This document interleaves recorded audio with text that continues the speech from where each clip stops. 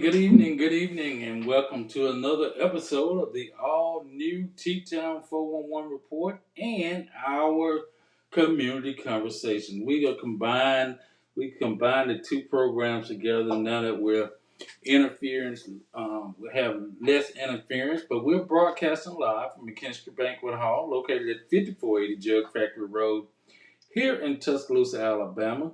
And it's a special place for special people for all special occasions. We're also broadcasting live on Sound Booth Radio and Sound Booth TV with my good friend Mike Wilson. Mike, tell them how can they chime in on Sound Booth Radio and Sound Booth TV. Sure thing, Daryl. Check us out on the radio side of Sound Booth Radio. Just go to your iOS or your Google Play Store, download the Live 365 app.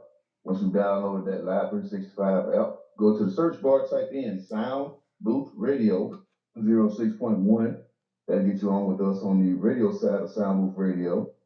And check us out on the video side of Sound Booth Radio. Just go to Facebook. You type in Michael K. Wilson or Sound Booth Radio 106.1. Or you can go to YouTube, type in Sound Booth Radio 106.1, and that'll get you on with us on Sound Booth TV. Well, as always, we give the COVID update with our good friend, Veronica Taylor. Veronica, thank you for joining in. Give us the update for COVID right now. Hey, Daryl. Hey, Mike. Hey, everybody. How y'all doing? Great. Okay. The COVID-19 update as of August 16th, 2022, per New York Times.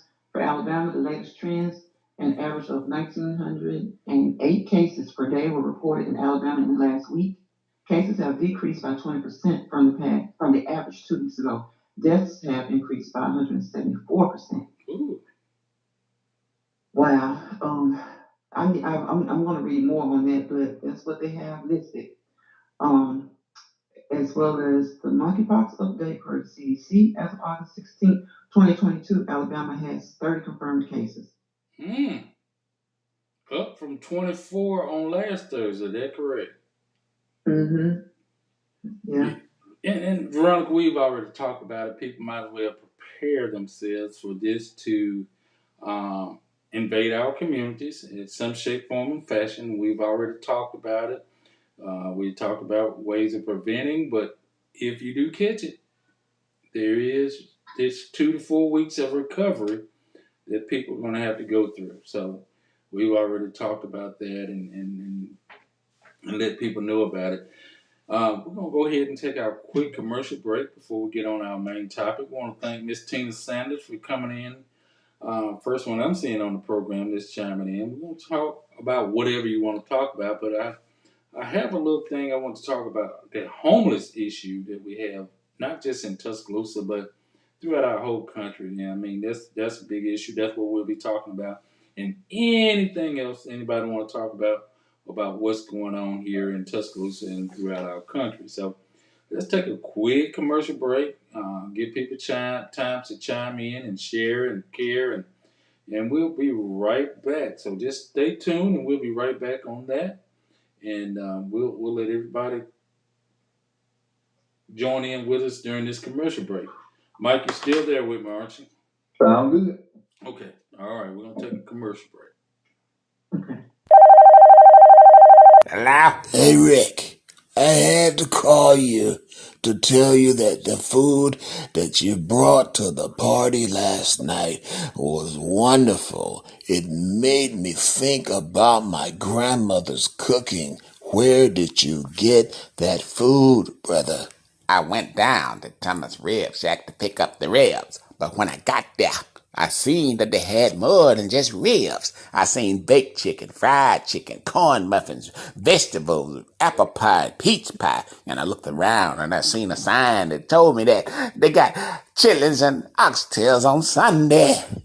Oh, all I can tell you, go down to 2931 15th Street or just give them a call like I did at area code 205-759-5010. Thomas Rib Shack, Tuscaloosa, Alabama. Get your event jumping with Caroline Shines and Impulse Band. Impulse Band has been together for over 7 years, and they haven't missed a beat yet. The band has and will play in various venues and doesn't mind traveling to you. Being led by Alabama Blues Hall of Famer herself, Mrs. Caroline Shine. Impulse has opened up for Bobby Rush, L.J. Eccles, Tank, Fantasia, Calvin Richardson, just to name a few. The Impulse Band will surely fit your need for entertainment. Dial 205-887-6859 or 205-887-5026.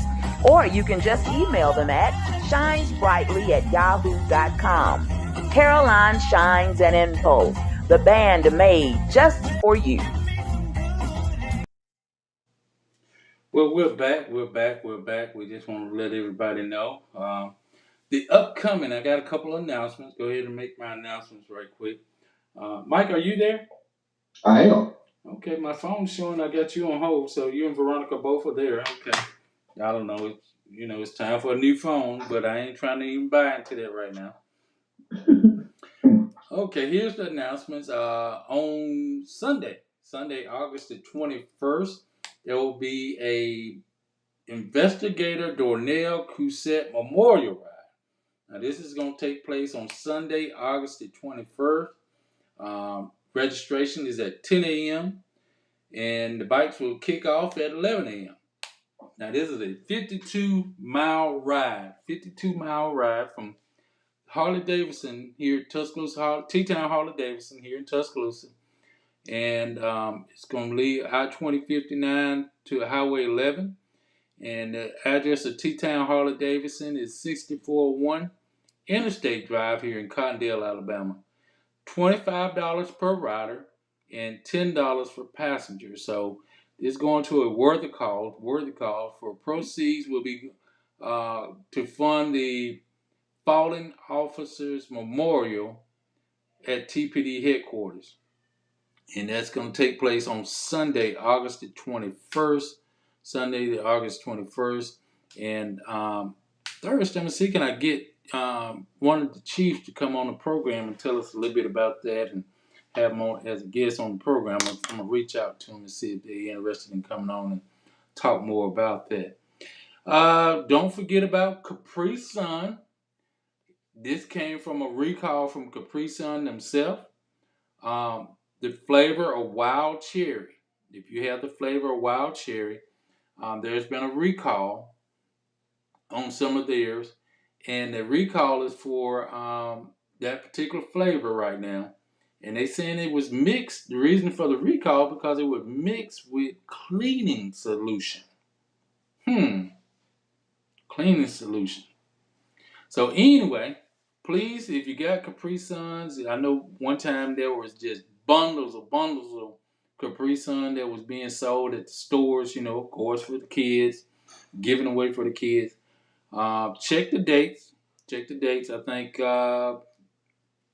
what was it? It said something in relation to, if it say best when used by date of June 25th, 2023. And the pouches are sold in is between 0.733 and 1,000. This is coming directly from the company itself. So if you have those Capri Suns, you might want to take them back to the store and get refunded or put back on the shelf. Throw it away.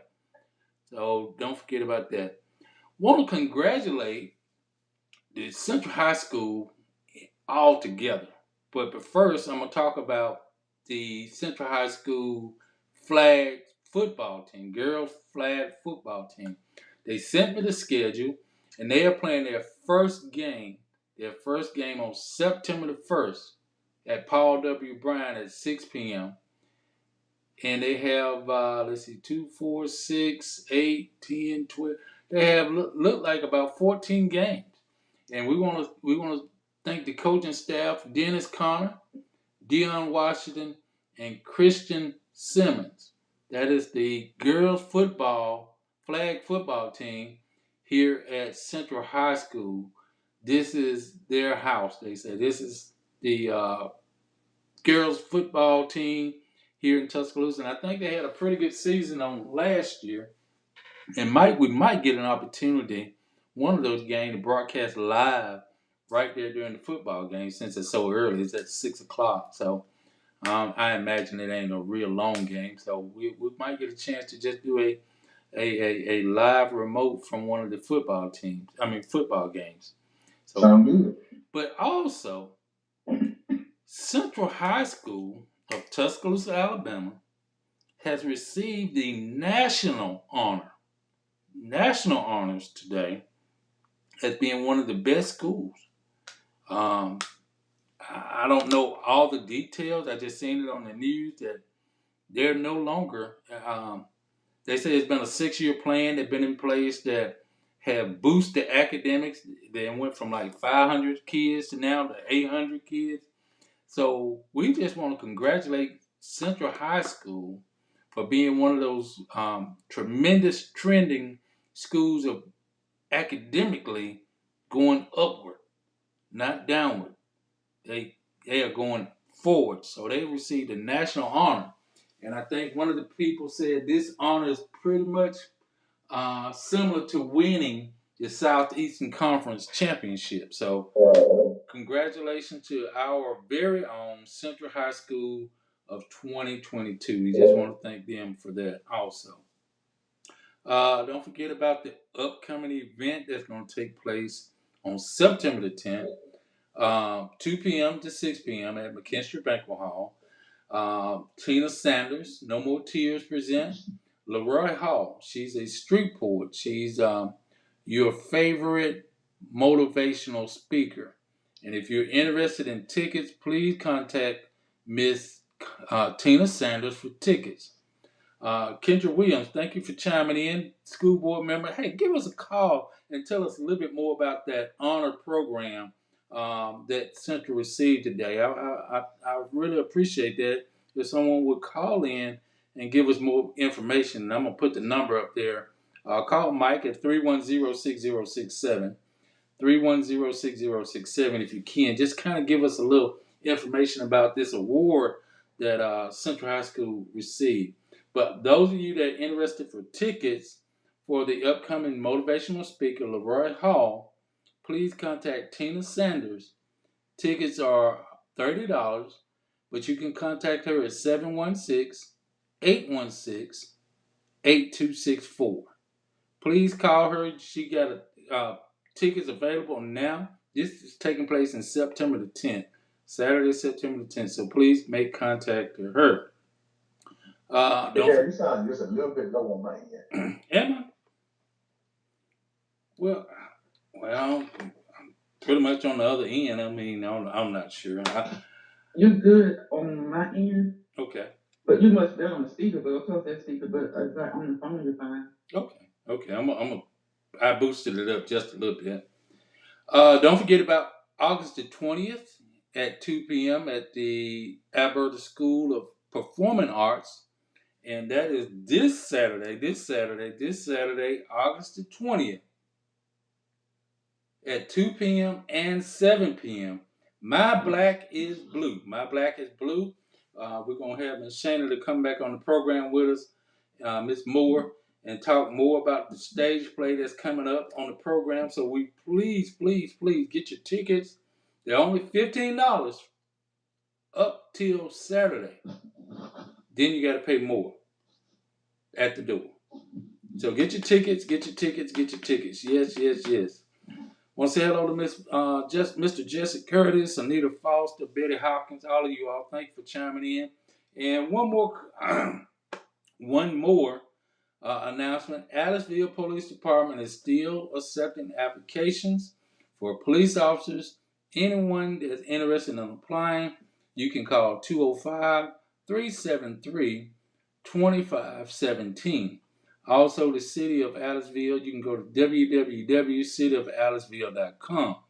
Also, Stillman College is also interested in law enforcement officer. They are hiring also. So either one of those locations if you're interested in law enforcement. So I think those are all of my particular announcements. Mike, you have any announcements you want to go over? I just want to remind everybody about the Youth Alliance going on 27th of this month. We are scheduled to meet at the gosh, the name of the building was on the tip of my tongue. It's across the street from Albert Elementary. But uh, we're getting the ball starting to roll on the committee that we told the mayor that we were going to start with our youth to try to do things that make it a better place for Tuscaloosa as a whole to promote unity. Um, Once again, if you know any young people that might be interested in it, they can always hit us up here at the station. We'll be more than happy to let them know more about what we have going on. Well, great, man. I think that's a good direction. Um, every everything counts. Every initiative that some people take today, um, is making a difference. Like I said earlier, we had um, we had Q Chandler and Shelton State taking the initiative of having Friday Night Lives, and I do apologize I didn't get a chance to make it to this last one in Haycourt because I had a last minute booking for a juvenile event myself at my place, so I didn't get a chance to make it over there. But I just want to say every situation that we're doing to get youth involved in event, it's a plus. It's a plus. It's a must. And let's just say, Mike. I want to take a hands approach, a clapping hand approach that since April, I want to say, or early May, it was May, we hadn't had any gun violence that our youth had been identified as being killing one another. We've had a shooting, but those were people that were even citizens of Tuscaloosa. Absolutely.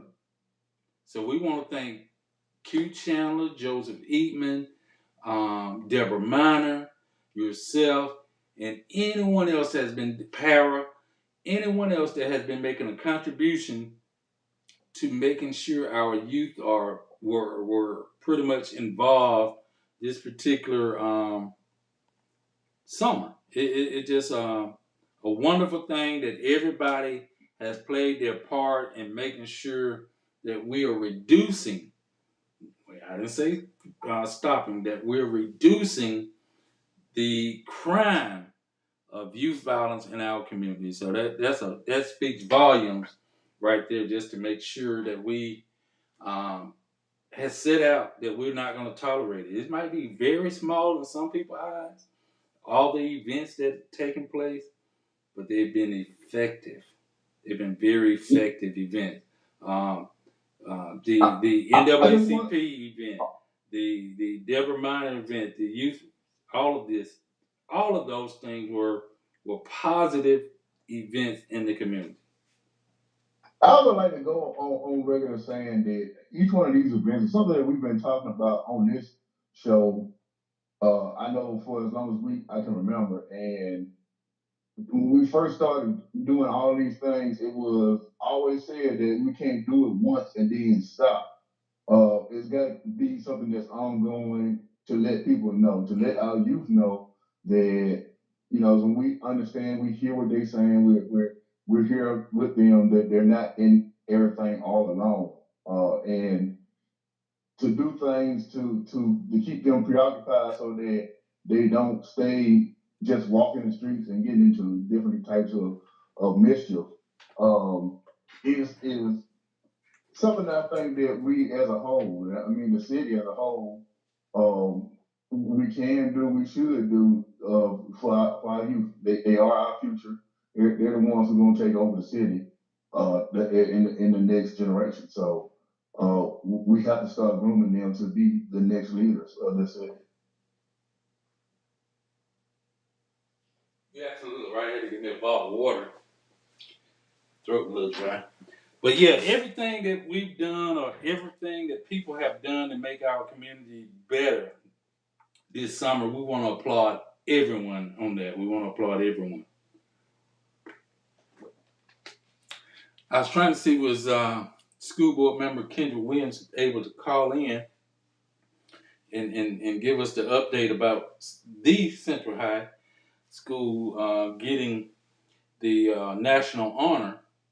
So if she can still call in and update us about that if she can. But just want to thank everybody that's chiming in. I just, to take a turn tonight, I think we've all seen the homeless situation here in just the Tuscaloosa itself. Um, we see the people standing in the middle of the road at Walmart, Tent City, as they used to call it, behind the bank on Skyland, and between the bank and Motel 6. Well, I thought about something. I thought about something, and I got a little small presentation just to go along with it.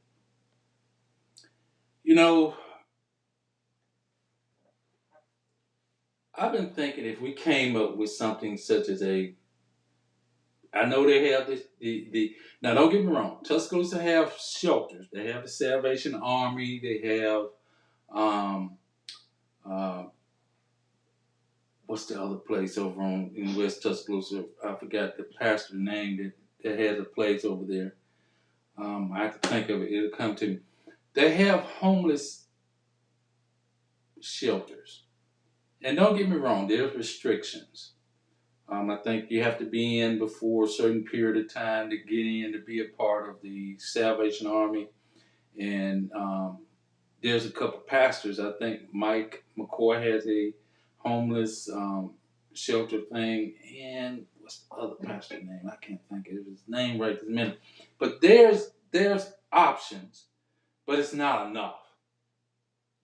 And I was thinking if we had a location that Tuscaloosa could have its very own homeless resource center. Tuscaloosa Homeless Resource Center. Now, along with that resource center, here's what I was thinking. Now, this is nothing in stone. This is just Daryl thinking out loud through this presentation. Through this, we will address why do people become homeless? Well, you got housing not affordability. You got poverty. People just can't afford to stay in a feasible house. Domestic violence. You got unemployment opportunities, mental illness that we're always talking about, and we also have a decline in public assistance with so many different issues with inflation and everything that's going on. This could lead to what you would call homeless situations. We all are paycheck, I guess you could say, all a paycheck away from being almost in this situation. Mm-hmm. And so this is something I was just thinking about. What can we do as a community to offer more help? I think y'all might have seen on the news where young man or person was talking, did an interview with the guy off the interstate. Guy just homeless. I mean, don't have anywhere to stay. But it touches my heart when I see families. And I'm talking about the real homeless families. I mean, like the mother that has a car and her kids has to sleep in the car. That's when you're really dealing with a homeless situation. Or the veteran that dealing with PSTD. and not taking his medicine and not knowing what resources he has or she has, and just decide to just live on the corner, live on the street. What about the client that was released from Bryce Hospital or Partlow and was um, eligible to just, they said, eligible to live among society, but still there's that thin line between mental retardation and normality, I guess you can say. And they put them in the street, but that person don't understand you have to pay your rent out of your $453, or you have to pay your utilities out of your $453. But they get the check and they are conned from it, or people manipulate them out of their money, and they end up homeless. Those are some of the situations that we deal with, and doing that, we have, of course, we talk about the domestic violence, we talk about the mental illness situations. All of those are reasons that people fall into being homeless. But homeless affordability is also one. And I just thought, now this is just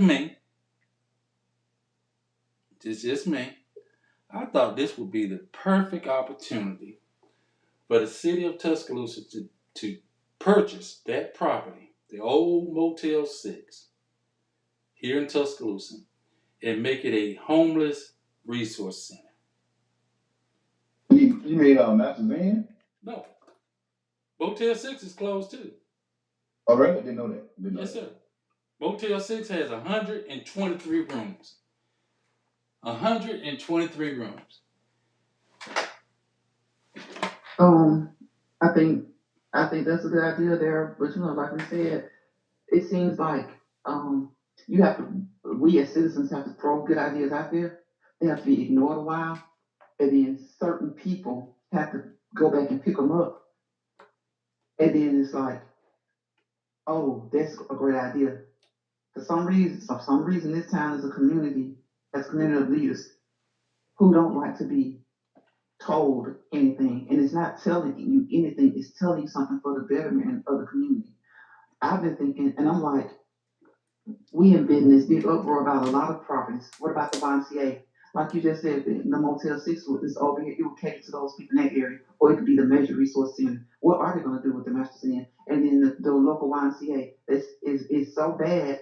And what at one point they were saying it was too bad to tear down and all this kind of stuff because you have to go through a lot. You can tear it down. They can do anything in this town they want to.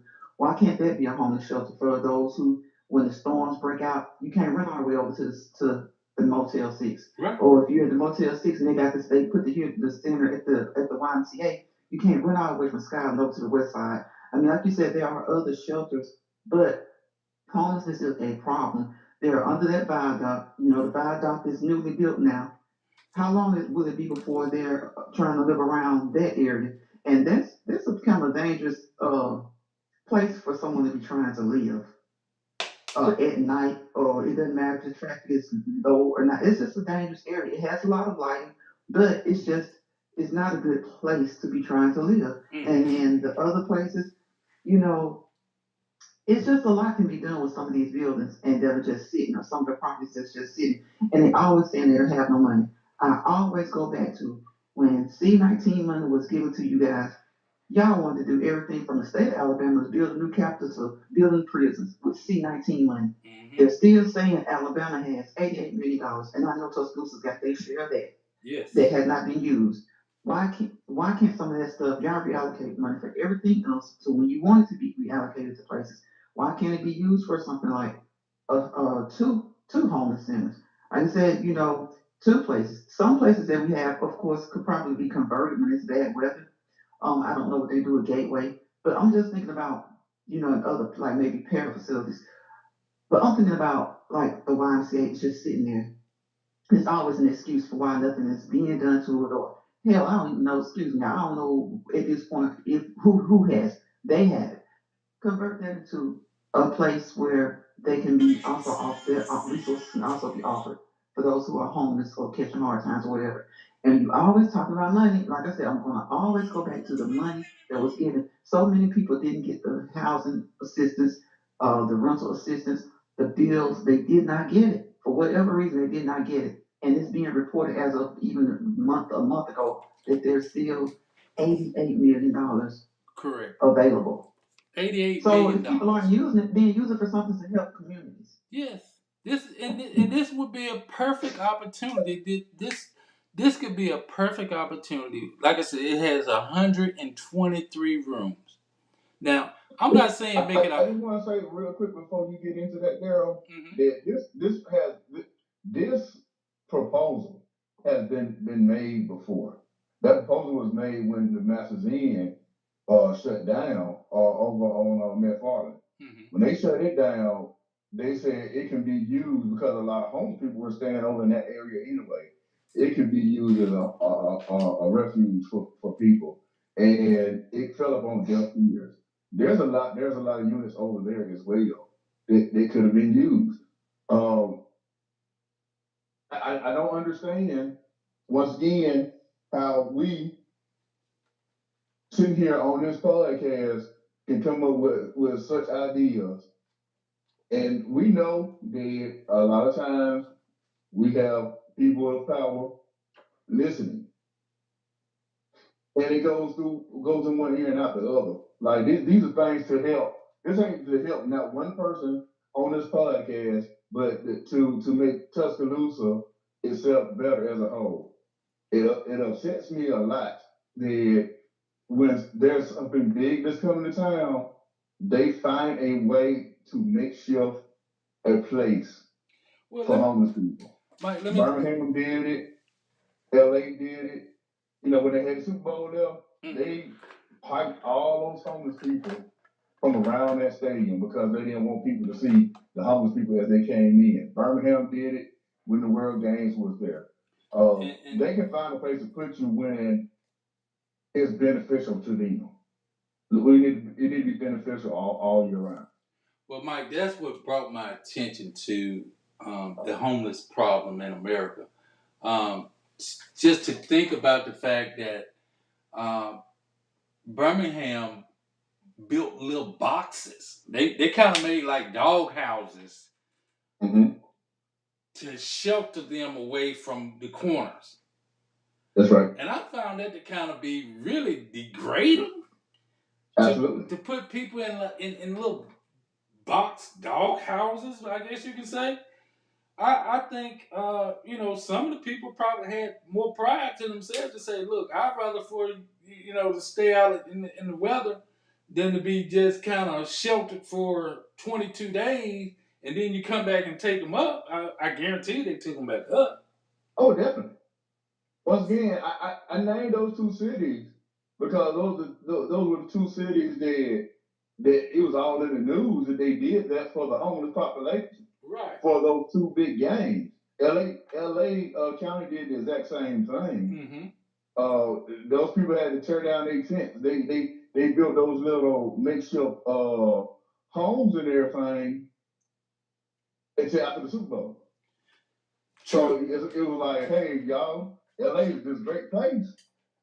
And basically, they try to say the same thing about Burn. Hey, Burn, it was a great place. We don't have a homeless situation here. And then after everybody leave, now you got to fend for yourself again.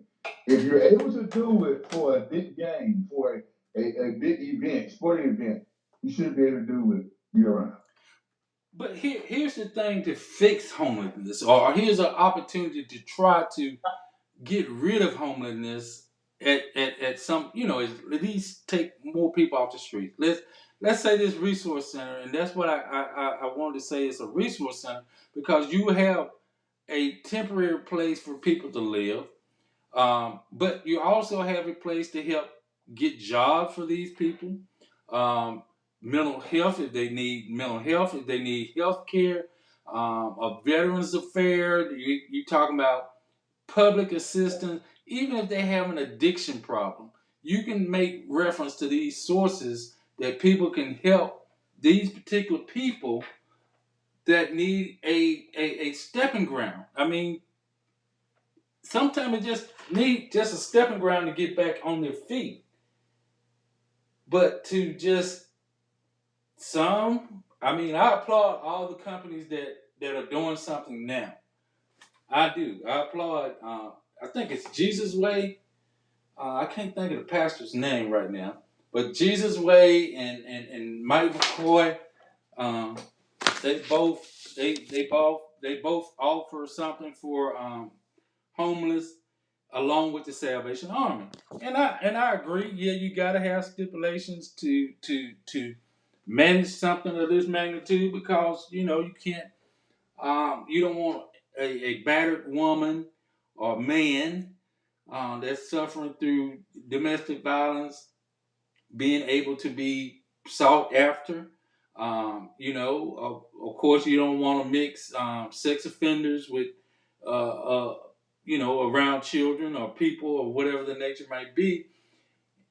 But I think we got to look into helping them. What's the cause? If a family is evicted, and that's something they was talking about earlier. If someone is evicted from their home, where are they going, y'all? They going. They don't. Some people don't have other relatives in town. Some people don't have family here in Tuscaloosa, but they have declared Tuscaloosa as their home.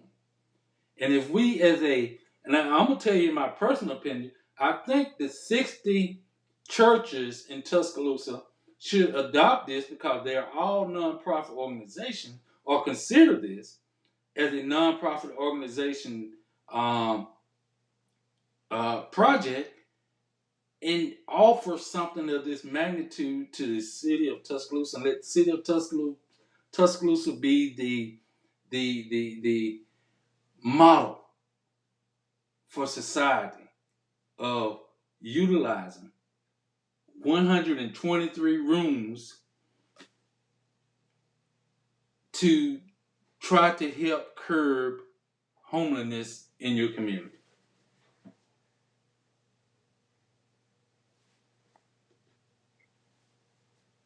That's my mind. That's my take on it. I mean, it sounds easy. I know it's some. I know it's some. I guess you can say some grit. There are a lot of times things don't sound easy, but if they can hire people to come and tell us about the easy, pay people thousands of dollars to come do case studies and tell us things about plight and stuff on the west side, things that we all know. Anybody who's ever lived here, who's claimed to grow up here, and they're representing Tuscaloosa now, and they love Tuscaloosa so much, it does not take rocket science to figure out what needs to be done on areas like the west side. It takes people to put the ideas together and manage to put them together in a coherent way, because we can all throw out great ideas. We have to have time schedules. But if they can hire people to come to what they've done, how many studies on the west side, and the west side still looks the same. Mm. So they can hire people, pay people for nothing. People probably, when they see Tuscaloosa say, "Oh, we're looking for somebody," they probably jump all over each other trying to take up a study, because nothing's going to happen. They're going to be the one to get the benefit of being paid to do this study this time. The West Side looks to what you're hiring people to tell you what to do, what common sense tells you. If you're going to hire somebody to tell you something, hire somebody to tell you how to formulate all these great things that everybody in the community has come up with, leaders and community members have come up with, and let it flow correctly. But as far as getting it, if we can get it, we have the ideas. As far as getting it to flow, hire somebody to do that. And then get people to come in and talk about how much it's going to cost to build. But you got people from Birmingham talking about what the West Side needs. Tuscaloosa. Now we can use a model, but then every year they run up to South Carolina, areas with similar populations, and similar, talking about this, whatever comes of that stuff. Now the areas that they run to doing a little bit better in Tuscaloosa. So what are they going? What are they going for? To educate themselves on how to be better leaders? They're not bringing that back. But they hire all these people to do these studies, and then and nothing comes up. You don't hear about them again. But when there's something they want to be done, or a big enough entity is involved, Mm-hmm. What was the result tonight of the alcohol sales at UA? We knew that was going to come back. Yeah. He could have talked all that tough talk, but we knew that was going to come back. I don't know what the results of it is yet because I didn't wasn't able to attend or watch the council meeting. But the simple things to help the community. Everybody always talking about the community, community, community. We want Tuscaloosa, but they don't do the simple things to help each district. But that's just an idea. Now, this, like I said, for those that are watching or paying attention, that's just my. That was I was just driving by and I just said, you know what?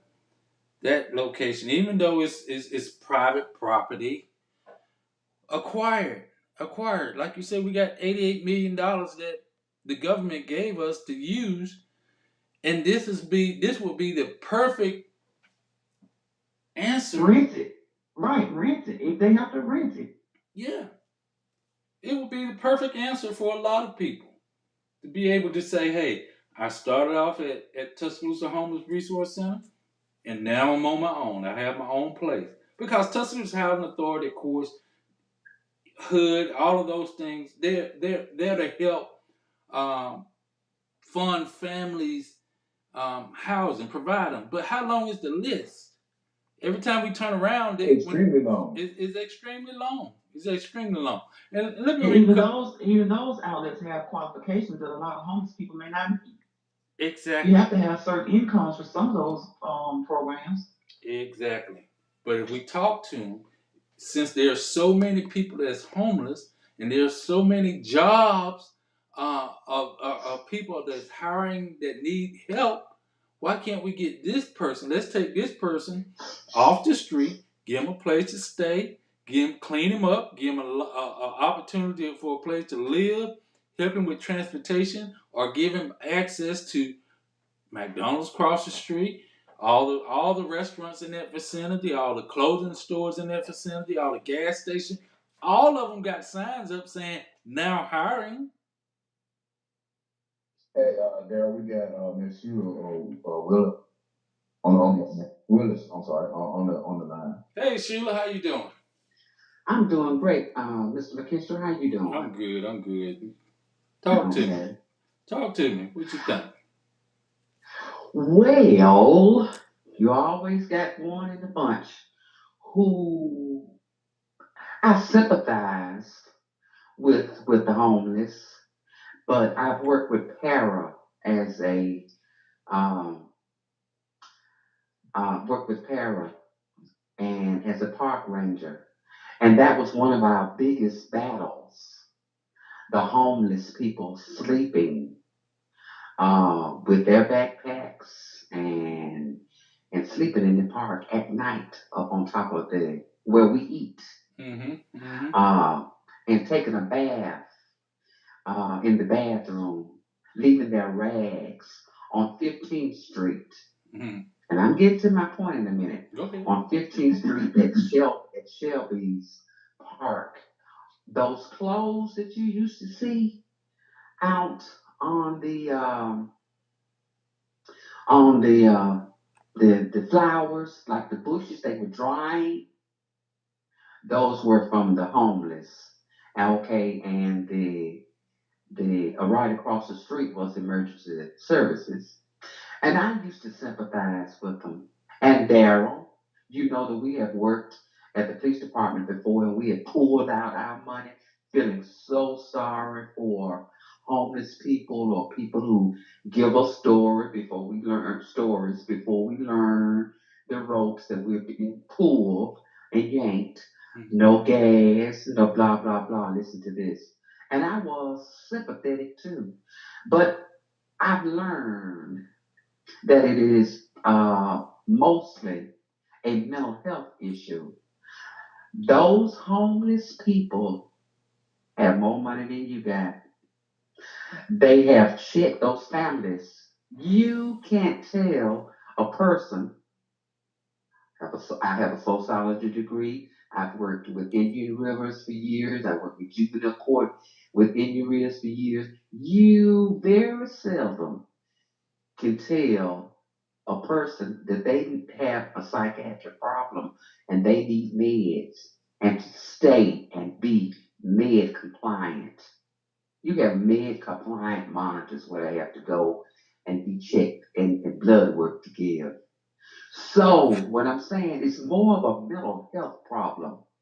Now what people don't realize is this Tuscaloosa talking about the other facilities that may be empty or can be used to house mental health, or they don't want no jobs.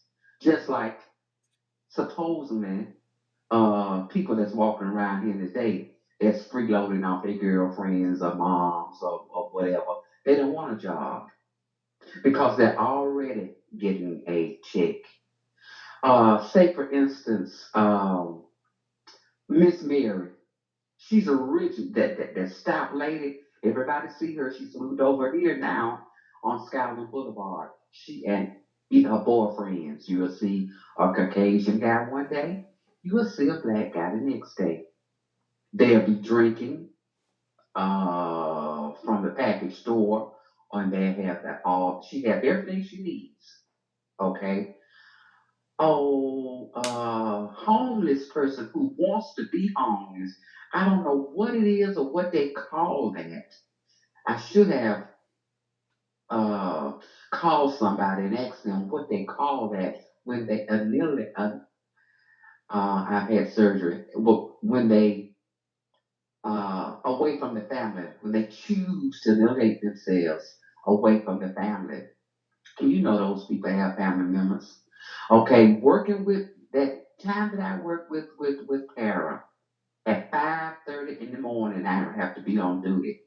The first thing we do before we clock out and go unlock all the bathrooms, we stop at Belt Center and shine the light and wake up and run off all the homeless people with backpacks on their backs that have their debit cards. I sit down on River Road in uniform and talk with some of the homeless people. Okay, playing a game. Okay, they have lunch. Clear plastic Ziploc bags for their cigarettes full of tobacco. They have their paper tops full of tobacco. They have their telephone. Now, but you homeless, but you okay? Full of tobacco. They have their phones where they can plug in at the shelters, different shelters around here that you see them in to charge them in. They have their backpacks with minimum. When we go, okay, same people. When we go on a trip, how many bags we take? Two and three. They don't need but one because they're washing in the bathroom. You wait in the bathroom at a lunch place. They washing their clothes, and then they know where to go and dry them out. Okay, but what I'm saying, like Miss Mary, when I was working at Northport Police Department, I was getting calls from my friends on the line. Sheila, it's a lady. There's a so and so sitting out there. Blah blah blah blah. My sister had the care package. She's a nurse. She bless her heart. She didn't know either. And I was crying, giving out money, $20. Too, because, to help them get on their feet and blah, blah, blah, blah, blah. Until I found out that, hey, I got to take off this Superman cap, and we need to find another solution for this. You can't just dish out half of your check on sad people who are doing and got it going on better than you. They know how to get on shelter. They know how to get out of the wind and the rain. And you watch when it gets a cold where they be. Mm-hmm. Laying up in the hotel. I know this for a fact. Miss Mary Staples, back on Miss Mary. She's originally, her family are well off, well educated from Mississippi. They make sure that these people have their, whether they're veterans or not, that they have all the benefits that they can get. They have their debit cards on them in those backpacks and with the toothbrushes, everything they need. And some of them that you see laying around in ATT, under the tree, sleep, blah, blah, blah. Like I passed yesterday on Skyland Boulevard. Um, they had homeless gentlemen and state trooper truck and a police officer truck. Yeah, two of them hemmed up, dealing with him. He's just gonna go to the other corner. So it's a mental health problem. That's what we need to work on. Miss, when it get cold, they'll go stand out in front of the street. I worked at the police department over in Northport for 12 years. I know this. I'm inside this to the radio. They go stand out in the street, get bumped, get a ride that they don't pay in the ambulance to the hospital, lay up in the bed, and where's wrong and whatever. Or I was drinking coffee uh, at a service station in uniform, and Miss Mary came in, got her feminine hygiene items off the shelf, paid for it with a roll of money, more money than I had, went in the bathroom. She was not, so she could use that facility. She had enough sense to keep that clean and stuff for herself. And after she used her feminine, what you call it, whatever, then she came on out. But when she want a room, she'll pull out a roll of money. This is what I've seen.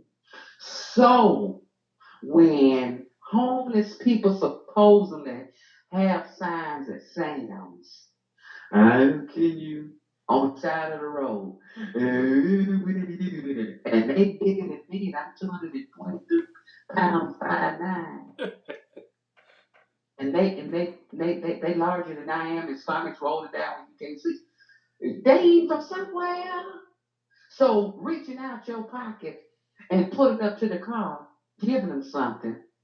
Okay. So where that's, well, you disciple some of that. So usually I don't call in on the show because Daryl has, anything that comes up, Daryl just. But when I heard that, I said, wait a minute, let me school some folks. Don't feel so sorry for them folks. Walk up and ask them, shake them down, ask them for some money because they got more money than you. They choose for whatever. It's a mental health thing. They choose to be out in the street. Um, Miss Mary, probably about 10 years ago, she was okay. She moved from 82 down there by Walmart on up to the eating establishments, on up to Northport Police Department, owned by Public and blah blah blah. They ran her. They put her and some lawyers, distinguished lawyers, got together. Mental health got her down in the jail to get the mental health services. You can get mental health services when you go to jail. Okay, she got out on papers, went to court ordered to do this, to do that, to go to Indian Rivers, get examined, get treated, and medicated if you need it, blah, blah, blah, blah. Here's your pharmacy, blah, blah, blah, blah, blah, blah. Here's the Samaritan clinic if you need anything free.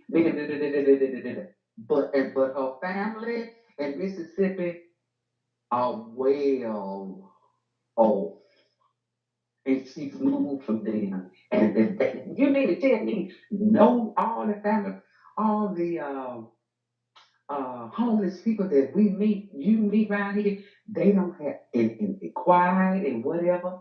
They don't have anywhere to go. Okay, they don't have no family members because they choose their minds It's to eliminate themselves and get away, just only be around who they want to be around, and be they just as happy. They ain't got a care in the world. They ain't got no bills like we got. They fat. All of them are fat and healthy.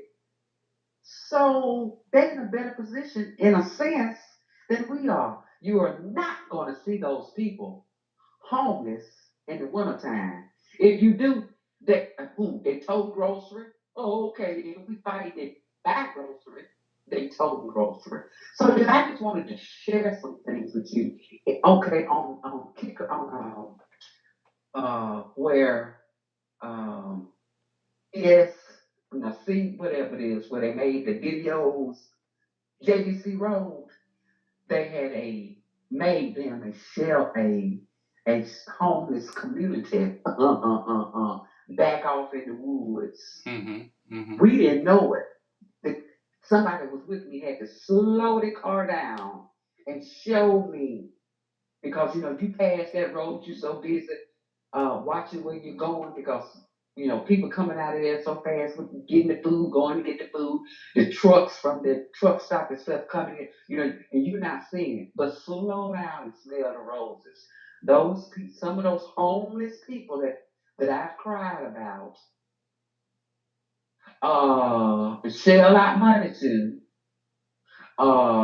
they have a little village over here on JBC Road, had a little village. They broke that up. Some people broke that up. Oh, now it'd be like that, whatever on the west side of town, but they don't play that on the east side of town. People get rid of that. Okay, they had all of their clothes and stuff hanging over there. It was just like, for me, it was home. Chairs, run a line, find a line. They got sense enough to do that. TV. They go hey, they can go into food establishments where they got TVs and stuff and take their time and eat it. But they ain't got a problem in the world. They ain't got a problem in the world. So, mental health, it is more mentally ill people walking around here. Even the ones who call in, you think got some sense, they own something. It is most stress, and this is a different world. They own something to keep themselves in line. It is more mental illness that we deal with in people than it is people that are non-mental ill. So I just wanted to share that with y'all. I keep my money in my pocket now because thank God. I mean, I was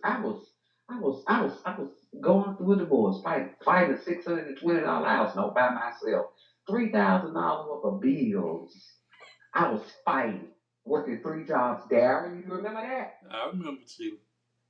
Okay. And working midnight shifts. Okay, paying a lawyer $4,000, but I'm sharing. I'm so sympathetic. Those people they catching it just like I'm catching it. Those homeless people. Let me get into. I feel so bad that I was yanked like this. This guy from Birmingham, blah blah blah, gave me this sad story, blah blah blah. I feel his take up to get back to where it went. Okay, and all these people that you see in the parking lots that have like TJ Maxx and Cato's and all this stuff in these parking lots.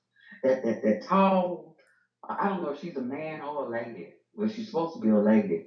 She'll come up to they park out her house and pick their prey, and it mostly be women.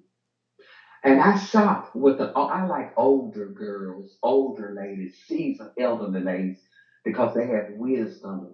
These girls or ladies my age, I don't know.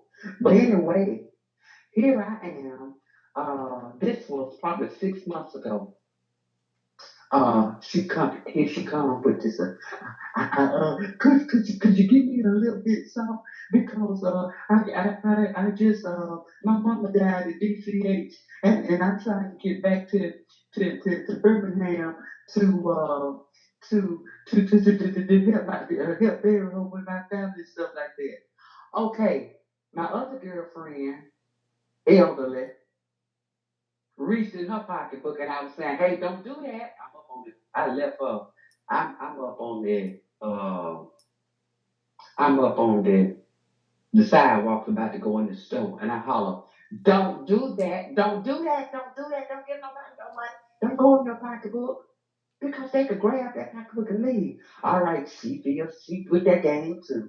And so she gave the lady $12. This lady here, tall, big as us, and blah, blah, blah. And I yelled at her, I said, so you left UAB and Birmingham and came down here to DCH and your mama died. But you left a hospital area, graded everybody else that come down here. Oh, okay then. Okay. Okay. That makes a lot of sense. Then we were coming out of Chico's. Midtown, me and the same lady. It was three of us. This was probably about 2 months ago. I had to call in tonight because I know what I'm talking about. So this guy, black guy, okay, he comes up. I'm going to my car, warming up the car so my other girlfriends could get in. Right across the street uh, handicap parking lot. I'm running across the street to go in the car. I look back, the same lady going in her pocketbook, and my other girlfriend said, "Don't go in your pocketbook. This man right here could hear you." He was begging for something. How can a man, first of all, how can a man ask a woman for anything? I ain't that type. I ain't got there yet. You know, I don't listen to that. Do I know you? That's just a game. Can I have? I, I mean, I can't say what I do say. You know. But baby, so when the lawyers was coming off the interstate and saw Miss Mary use the bathroom, okay, behind that pole coming off that bridge like we going to Boston, blah blah blah blah, and having sex standing up with her boyfriend, they shipped to the Tuscaloosa. So that's why she in Tuscaloosa. They got that from Northport, okay, because pink folks ain't gonna put up with that. And they brought it for good. So this will turn out to be homeless town like California is. If we use the Motel 6 and like folks can't hardly take care of themselves. And we talk about taking care of somebody else. We got Barnes Branch YMC over there. Didn't nobody stand up enough to deal with that. Okay, so they patched that up and they still you. Okay, then we don't have enough. We not together enough for all of that talk. So what we need to work on mental health and if you stop passing money every section, every rap that you get on, and look at it like, and blow your horn, and when I see them, I just get angry because they fatter than I am, and they got a dog. Now you can't eat. Come on now, you homeless. You can't eat, but you got a dog. Well, you feed the dog. Let me interject something on that shit. Is there people that are not truly homeless? I agree, but there are some that Okay. are. But there are some that are truly homeless. And what you keep saying is that there's a mental illness issue, and we bring up, and I'm just stating based on some old stat, approximately 16% of the single adult homeless population suffer from some form of severe and persistent mental illness. And according to this, Daryl, according to you said 16%, the other 84%. You mean of all the uh businesses around mental health businesses around here, drug substance abuse, they drug substance too, because after they deal with one drug a substance when one substance abuse user is in the family, it beats a year. They hide it, steal out of place, steal in the business and whatever, and hide it before the family finds out. But what we got, Okay. what we're trying to do though, what we now, my personally knowing knowledge right now, Tuscaloosa do not offer enough help. I think. They That don't. tell me of a good treatment, in-house treatment facility in the city of Tuscaloosa right now. If they Inpatient, won't even go inpatient. to But it's the Phoenix House, drug scene, Phoenix House over there behind Bethel Baptist Church, there's wherever. that's a short term. Friendship. That's a It's short. enough services. It's a nurse down. It's enough service. They won't even go on their 10. They'll break their court order. Will not go to us after they get out and free. They go back and do the same thing. I agree. They will not even go to Indian Rivers or whatever to get exam by a therapist to get tested, to go through all those tests, but there to, are to see some. whether or not But to there see now. but there are some. Everybody else who calling in tonight, is oh wait, but I'll just let you know, that folk got more money than you. Look at her, and then some guys that you walk around here with duffel bags on their back and walking. They got clean haircuts and they choose to live like that. Some of them, 16%. If it was like that, okay, up in Indian Rivers, when you go in the rivers, somebody's with them, right? Is with those people. A family member, a husband, Mm-mm. a mama, or Mm-mm. somebody's with them. Not Because necessarily. they're young. The older you get, the worse your mental status becomes. The food we eat bring even coffee creamer brings on dementia. Uh, uh, uh, the sodas, the little bitty package sodas that we pour in the water and it turns into whatever flavor we want. Okay, then I was ordering that to stay off of drinks. Ordering it on the computer to stay off of drinks because I know drinks bloat you up. Mm. Oh, it costs so much to your memory. Okay. So Darren, I really totally disagree. I understand. I catch that about 16%, but they won't even comply. They won't even comply. Because it is a mental thing. You can't tell a mental ill person that they're mentally ill. You can't tell them that. They ain't listen to that. And they love that little attention that the police officer would ever give them because they think they can get on. All the robberies and the drug cases and whatever, stealing the cars and all that stuff. And we don't have enough police officers stuff to cover that. But then this man had two police officers and a state troop officer. And then when I crossed over yesterday and Lowe's parking lot, the Wendy's to get me a frosted. Their state trooper waiting to see if anything gonna happen. 3 cars on one man, and he was sitting on the ground, just as calm and cool. And when they get through, they handing on him.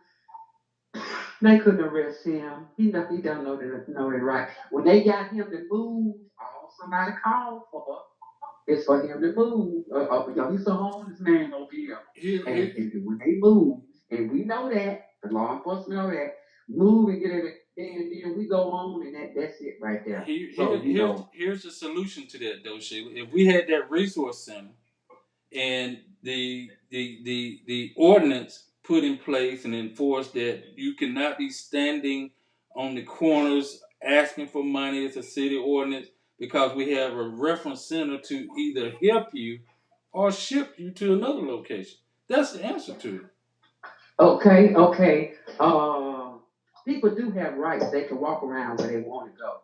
I go as far as you call the police. There's a homeless person at this set, and they come, run them off, and get them cards where they can get help, or even take them. We'll take you. Mm-hmm. But for our safety now, we got to handcuff you. I'm sorry. We'll take you.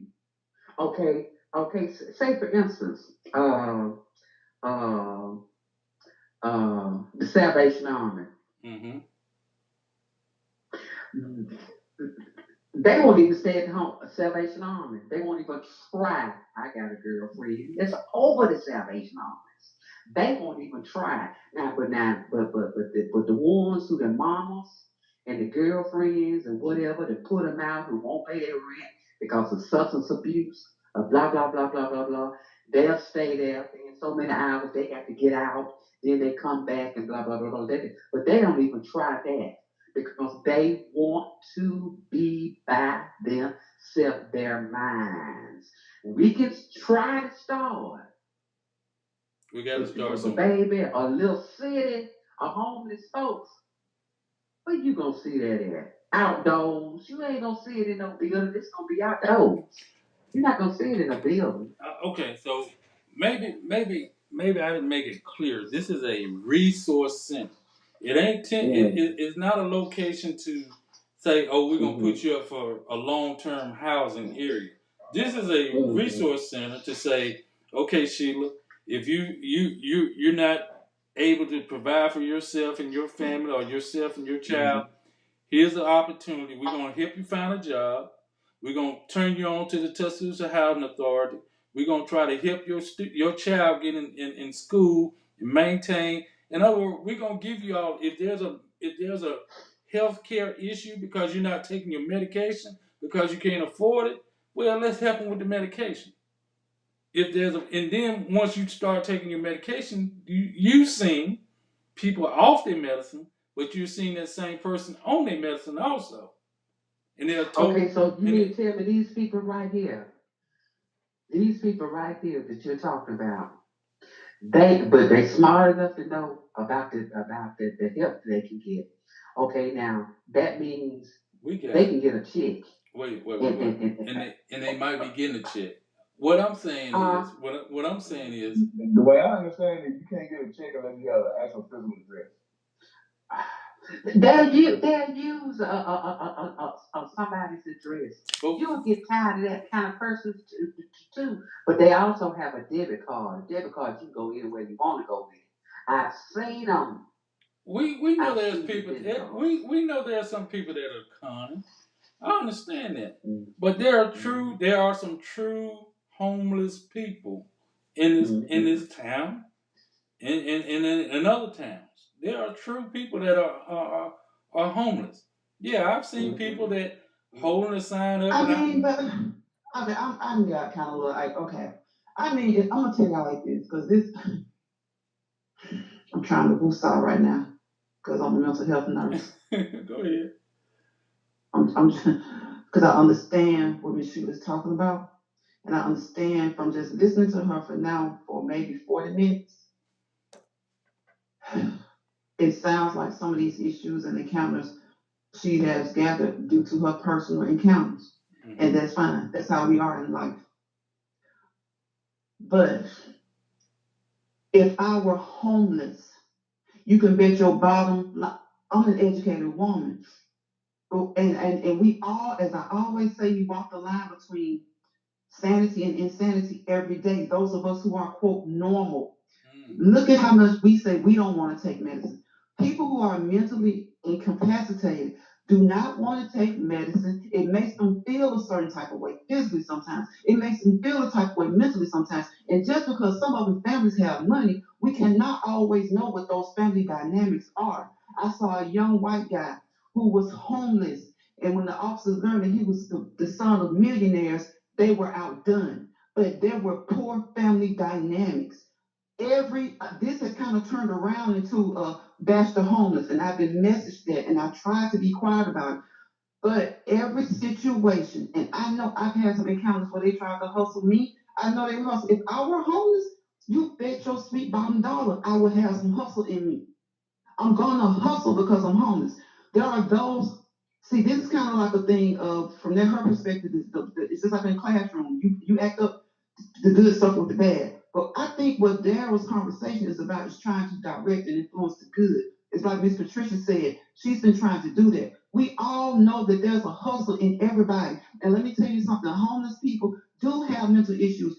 And though I say we walk the fine line between sanity and insanity, homeless people are some of the smartest people you ever want to know. They're geniuses.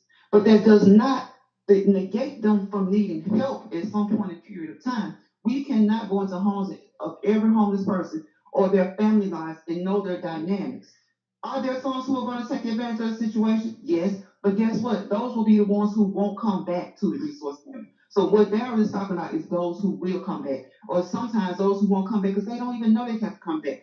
People know they're supposed to take medicine. We put people on it. We take people in from prison because they've gotten off their medications the right way because it makes them feel bad. It makes them, and we can't say that everybody who's sick and fat is eating. Sometimes it's the medicine. Sometimes it's a health issue. So as a nurse, some of this stuff was being said is kind of knocking me to the left, to the right, and I'm kind of like, okay, I get your personal experiences.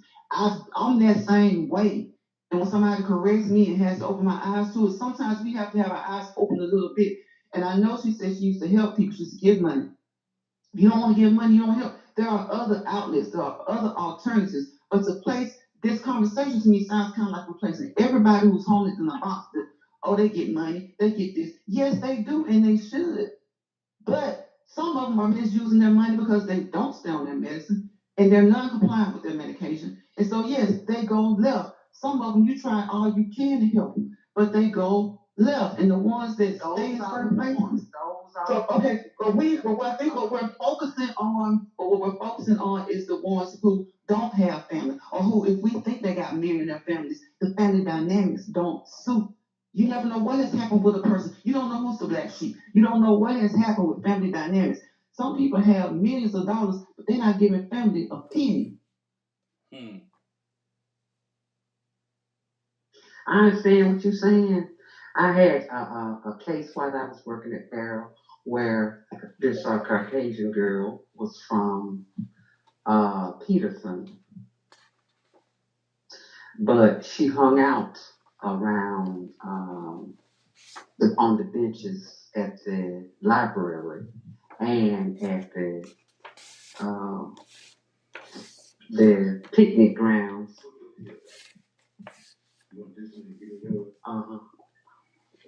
Yeah. They had she hung out at the library and at the walkway area. The mayor Maddox ran into one. He was taking his children out to the park, and they were eating out at the park. And one came out and used the bathroom. Stuff changed. Homeless. Okay, they were homeless. But the mayor, this is what I know, and I'm grown enough to say this. Mayor Maddox was sitting out in the back, didn't know it, or didn't know until it hit home. And one of them came out and used the bathroom and scared his little children of whatever. And the bathroom, okay, locked. He got on the phone in his car that day, and some issues changed. We had to patrol that area. We had to stay in that area. Blah blah blah. Because Walt Maddox Absolutely right. And I remember the situation. And my thing is, why is it a pick and choose situation? Tuscaloosa has enough resources though to make this not a pick and choose. Why did it have to happen when he saw it and his kids saw it? So why did he stop? Why did what that was his topic is this mental health, this right here. Okay. Because some of the leaders in our cities, they don't know enough about what's going on in our city. Medically, they live here.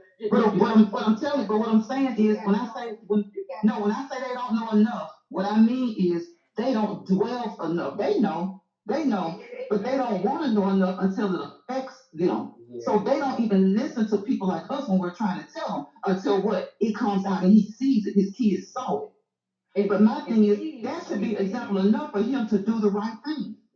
Well, it didn't happen, baby. You said you was. But I know the situation. I know when it happened. Yeah. And then we got certain leaders. Mm-hmm. Certain leaders, and I'm so glad I'm big enough to say this right here. We got certain leaders that sit up and watch Facebook, and every time somebody goes to every child in time, Dante Wilder or somebody like that comes to town or anything that has to do with the community, they go and take pictures with them. But you ask them for go to the council meeting and ask them for a donation. Then nobody but two of the council members gave donations, and that was one of them was Walt Maddox, and I can't remember who the other one was. Mm-hmm. So I'm very informed with AACP, and it behooves me. We all know who gives, who support community relations, the community who do it, and you going and taking pictures with a whole bunch of children and blah blah blah blah blah blah, and but you haven't given. But then, it's a didn't give a dime, but took up a lot of time. Didn't give a dime, but took up a lot of time. Didn't give a dime, but took a lot of time. And I'm gonna shut up because I don't want to call their name. Didn't give a dime, but took a lot of time. I'm so wrong. I'm fixing to call it. I don't want to call it because they're a friend of mine or whatever. But they talking about it. I bet they watch. I bet they listen to this and they're gonna stop. I bet they listen to Daryl's program. I bet they listen to the do not. Why would you come to every function for 5 minutes and then holler, I have another appointment to go to, but I just wanted to, the kids, the children, and they have to go, leave their car running, and they have to go in 5 minutes, but they take the pictures. But you walk up to them at the council meeting and say, so-and-so, we're trying to do this, and if there's any donations, and we're going to have this big event, we're going to sponsor this, we're going to have this, they hold their head down and act like they're doing it right. But Walt Maddox did give. And somebody else got another council. He did give now. But the other one, male, black, we can talk now. They notorious for going somewhere and taking pictures, and that's it. I guess they sit in their car. I bet they run $200 and $300 a week sitting in their car watching their Facebook, seeing what event they gonna have, and I bet you one of it still gonna turn it still into a what's that Silver City, and when another famous guy who do ordinary praise or whatever come out, I bet they be up there. I bet they be up there. But what did they have? They called and made connections with the spearhead people and said, what can we do? What can I do, count? Raven Harris, Raven, she's over here. Okay, what can we do? Just because you in 6 or you in 5 or whatever, if you for the community, if you for helping others to climb, you ain't got that crab mentality, you help everybody. You got the spirit in you. Well, but have they called and said, what can I do? But they're gonna be up there taking pictures. Okay. All right, I got to cook my husband some breakfast. Okay. And Daryl, I have enjoyed your show.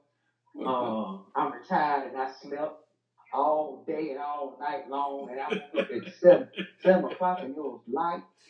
And then I woke up again at 8 and it was dark. I said, ooh, the weather's so bad this dark. And my husband had to tell me, baby, it's just 8 o'clock. And then I turned on my Facebook and listened to Daryl's program this week. I mean tonight. And I just had to expound. And I thank everybody, and you young lady, for bringing that point out. Because, and then I brought another point out, and you about know the name. So it's getting out there. Everybody has noticed that. So okay, that who really tries to help this community or not, and who just don't go to Jack's and meet the mayor at Jack's and backstab folks and tell that some of the council members of what's going on instead of being in council means you're so professional and blah blah blah blah blah. But just about every Saturday or some other, at least once a week, he has a snapshot post. Meet me at Jackson. We have breakfast and blah blah blah blah. Oh, what you see? Some of the council members.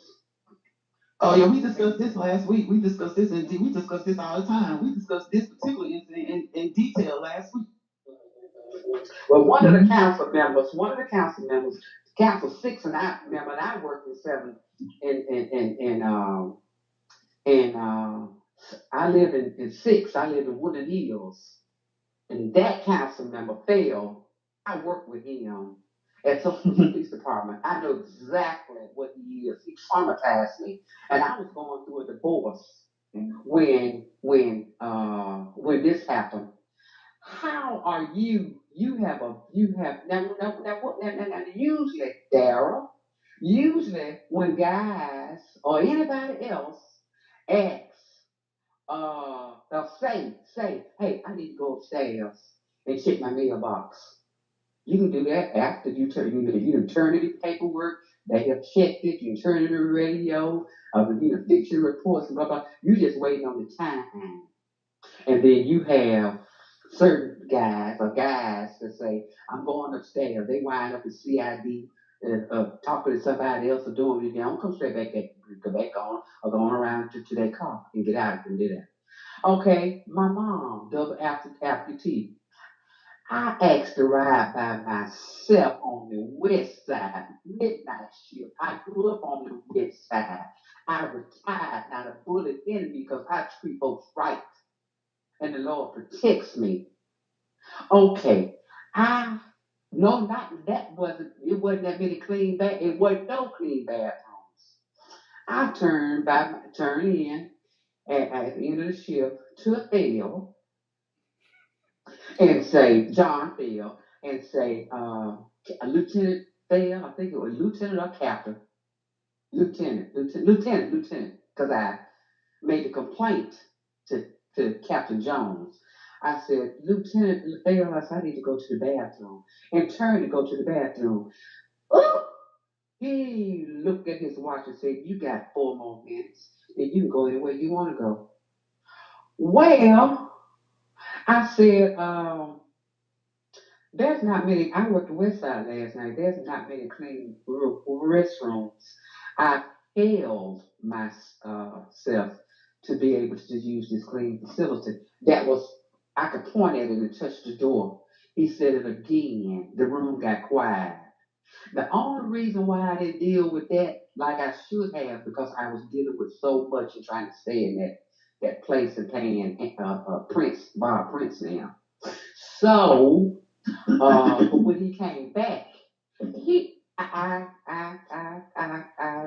took him to after muster. I took him to Captain Jones, John Thiel. The lawsuit, Daryl was in it. The lawsuit at the federal business building, I testified about that. So I know it's true. It's in the paper. So I ain't slandering his name.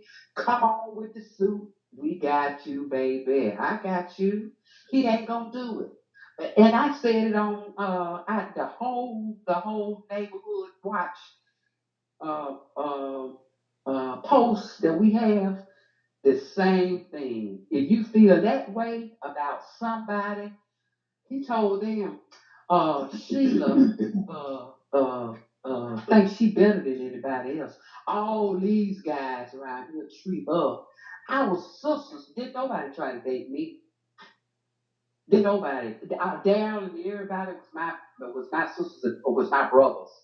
You know, I was just as rough and tough as they are. The only black female that made it to training, a firearms instructor.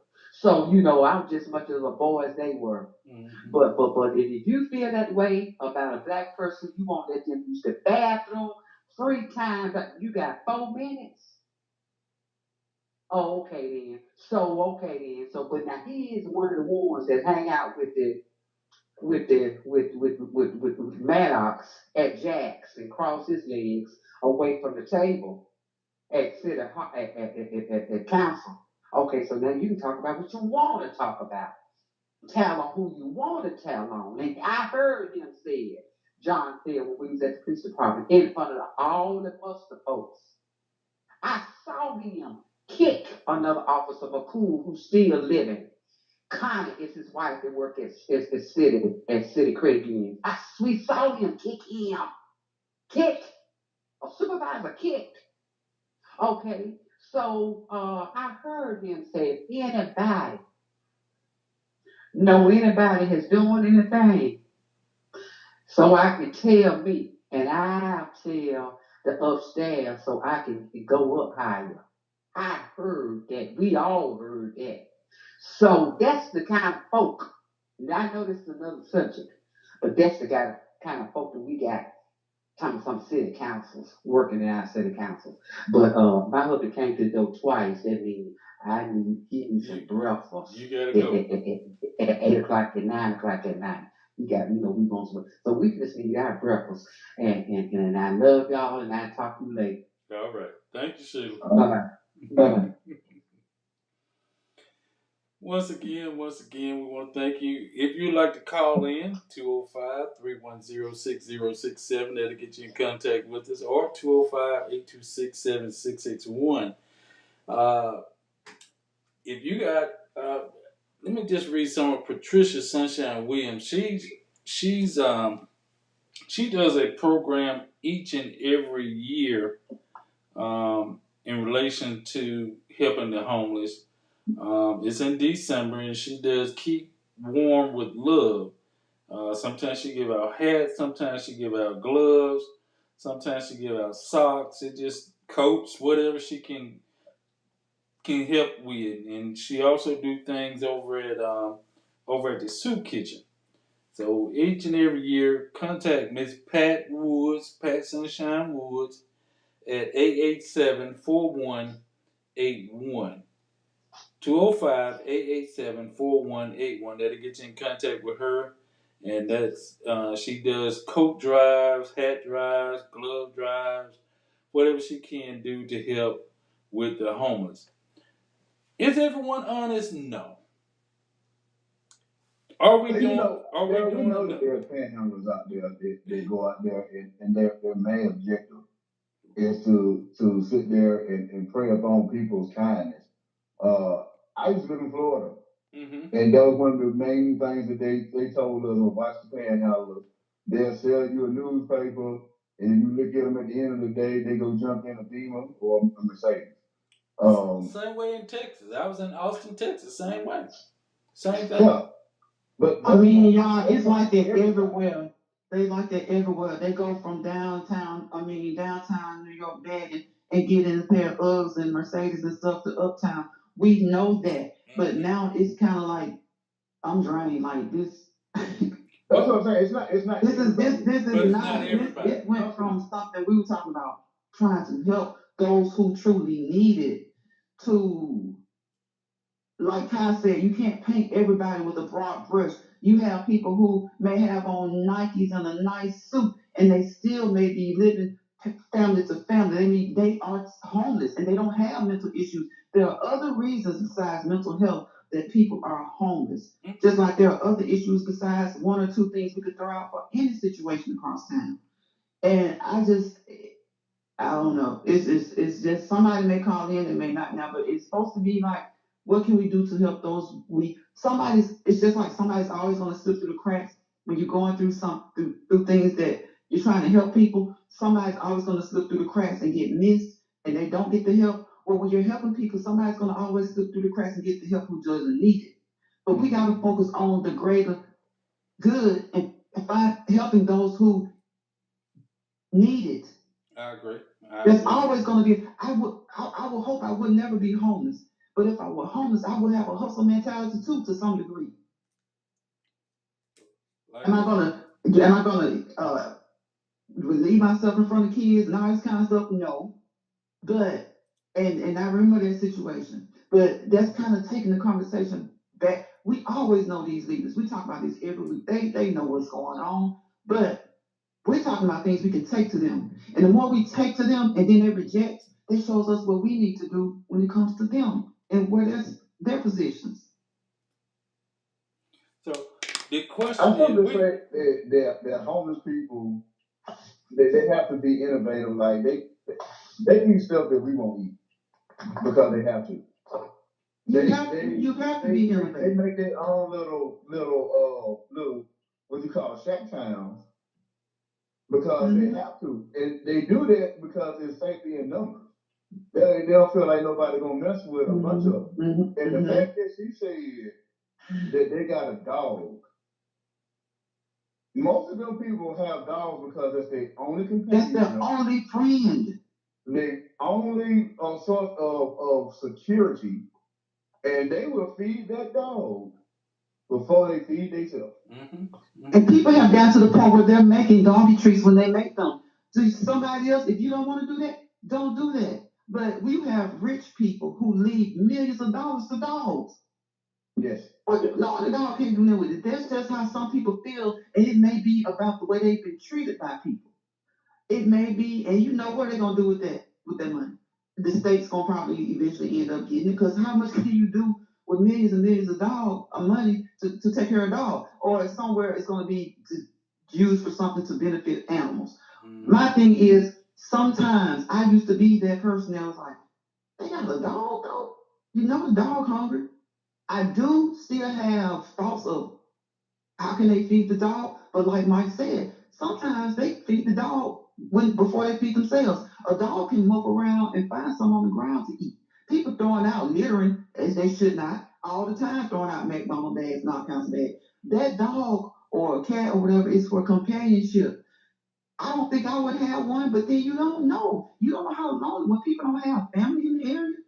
People don't have, or if they have family, it doesn't matter if they have family in the area or not. That animal, that pet is their companion. Sometimes some of them use it for their protection. Show them love when nobody else showed them any kind of love.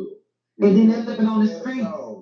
Yeah, sometimes that's their protection. You just don't know because of you cannot get all of your personal experiences and put them all in a box and then take the box and paint the whole thing. I used to be bad about doing that even when it was unintentional. But you have to you become of a certain age and you become so get certain experiences and you be like, well, hey, if he want to carry the dog, that's him. You know what? Because a dog can move around in the grass and find him something to eat like that homeless person can't. He can dumpster dive and feed his companion. At least he has a companion. So I just back to the going to the ages, back to the subject at hand. What do you do to help these people who truly need it? Like Daryl said, he thinks of homelessness, he thinks of some of these families, kids living out of cars. What do these people do when their car breaks down? These people need a little bit of money because they living in a car. When it's wintertime, they need their car to run.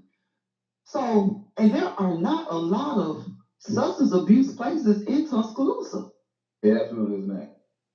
We've talked about this. Multiple occasions. There's not, and the fact that, and Veronica, you said it best. People that have to take like and we call it slow down medicine or people may be on antipsychotics, antidepressants, anti-anxiety medication. That stuff makes you feel like you swimming all day long. And they don't like to feel that way. Yeah, and people don't. Yeah, so yeah, they. That's the reason for some of the weight gain. That's when you see them looking like they thick and eating good. Sometimes the medication is the weight gain. The weight gain. So people don't like to feel a certain type of way, even though hormonally, emotionally, it should be moving them out or stable, getting them stable. But like you said, Mike, that's like a touching. You have to, doctors have to tinker and play with that. Sometimes that medication has to be changed because you just don't know what's going to work. Sometimes it has to be tapered down. Sometimes it has to go up. You just can't. Everything is not in one box. And yes, people will hustle and people will take advantage. But like I said, sometimes people are gonna be missed who should have had opportunities to do things. Some people maybe could have waited on opportunity going to slip through. Then you got HUD, you got Social Housing Authority. They're not really their job is really not to home the homeless. That's part of it. But most times Social Housing Authority is trying to help people with low income who can't afford regular rent and housing and things like that. So you got all different kinds of people going to Social Housing Authority. And then you got people who are on medications who they feel a certain way. And then sometimes when they do finally get that that right combination of what man is right for this person and their mental issue, they probably have gone a couple of months to a couple of years to get that straightened out. So that's why they're out there doing some of the things that they're doing. And then, of course, we know that we have those hustlers who just hustle. We know that. We know that. As far as the people that you talking about, they got family also. How many times have we all had somebody in your family that you had to throw your hands up at? Mm-hmm. Family members do it all the time. And family members right, Mike, right. And family members aren't always equipped to deal with mental health illnesses. Yes, you love your family and you try, but sometimes family is not equipped to do that. And they throw their hands up. Let me take this call. Hold on, y'all. Well, I don't know. My phone is jacked up, Mike, because it's saying. Oh. Hold on. Okay, you there, Mike? I said that's what happened. I dropped Mike and I got Veronica in the call. Go ahead, Kai. Mike will call right back. It's a great discussion. Like I was saying, I agree with everything. Pretty much everybody said, and like I said, there's no pinpoint way we can pinpoint why a person ends up homeless and why they remain homeless. That happened to me and my family once before.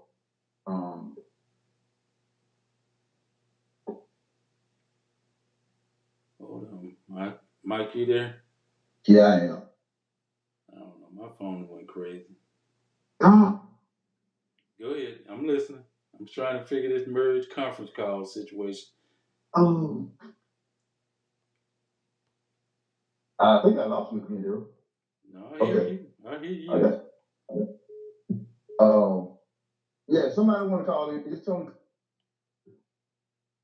I'm doing good right now, so. I think I got it now. Okay, Kai, go ahead. I'm sorry. Go ahead. Try it again, Kai.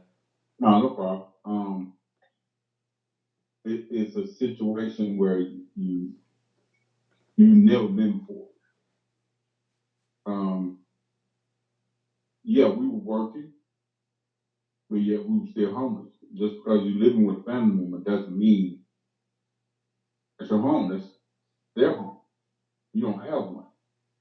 So, especially when, your landlord say, I'm going to sell the house, I'm renting out to you, you got to go. Mm-hmm. So, and that's what happened. And we did. We went through it. We stayed there for a month till we found another place, and never happened again. But individuals do hustle and try to hustle people out of money. We know that across this nation, people in those states, preferably California, New York, Miami, Florida, but they do it to get money. They panhandle, and then there's people who are out there that are really, really, really homeless, and not all of them have mental issues, but yet they are homeless. I've known people who were working in Silicon Valley, yet they were living in a panel truck. They had converted a panel truck to live in, even though they were working in Silicon Valley. They couldn't afford, and they still do, because they can't afford the living expenses out there. They can't afford the housing, so they living in their cars. They making hundreds of thousands of dollars, but the commute where they work at, the housing community around it, nearby, is super high. So they converted vehicles or bought vehicles and converted them into homes.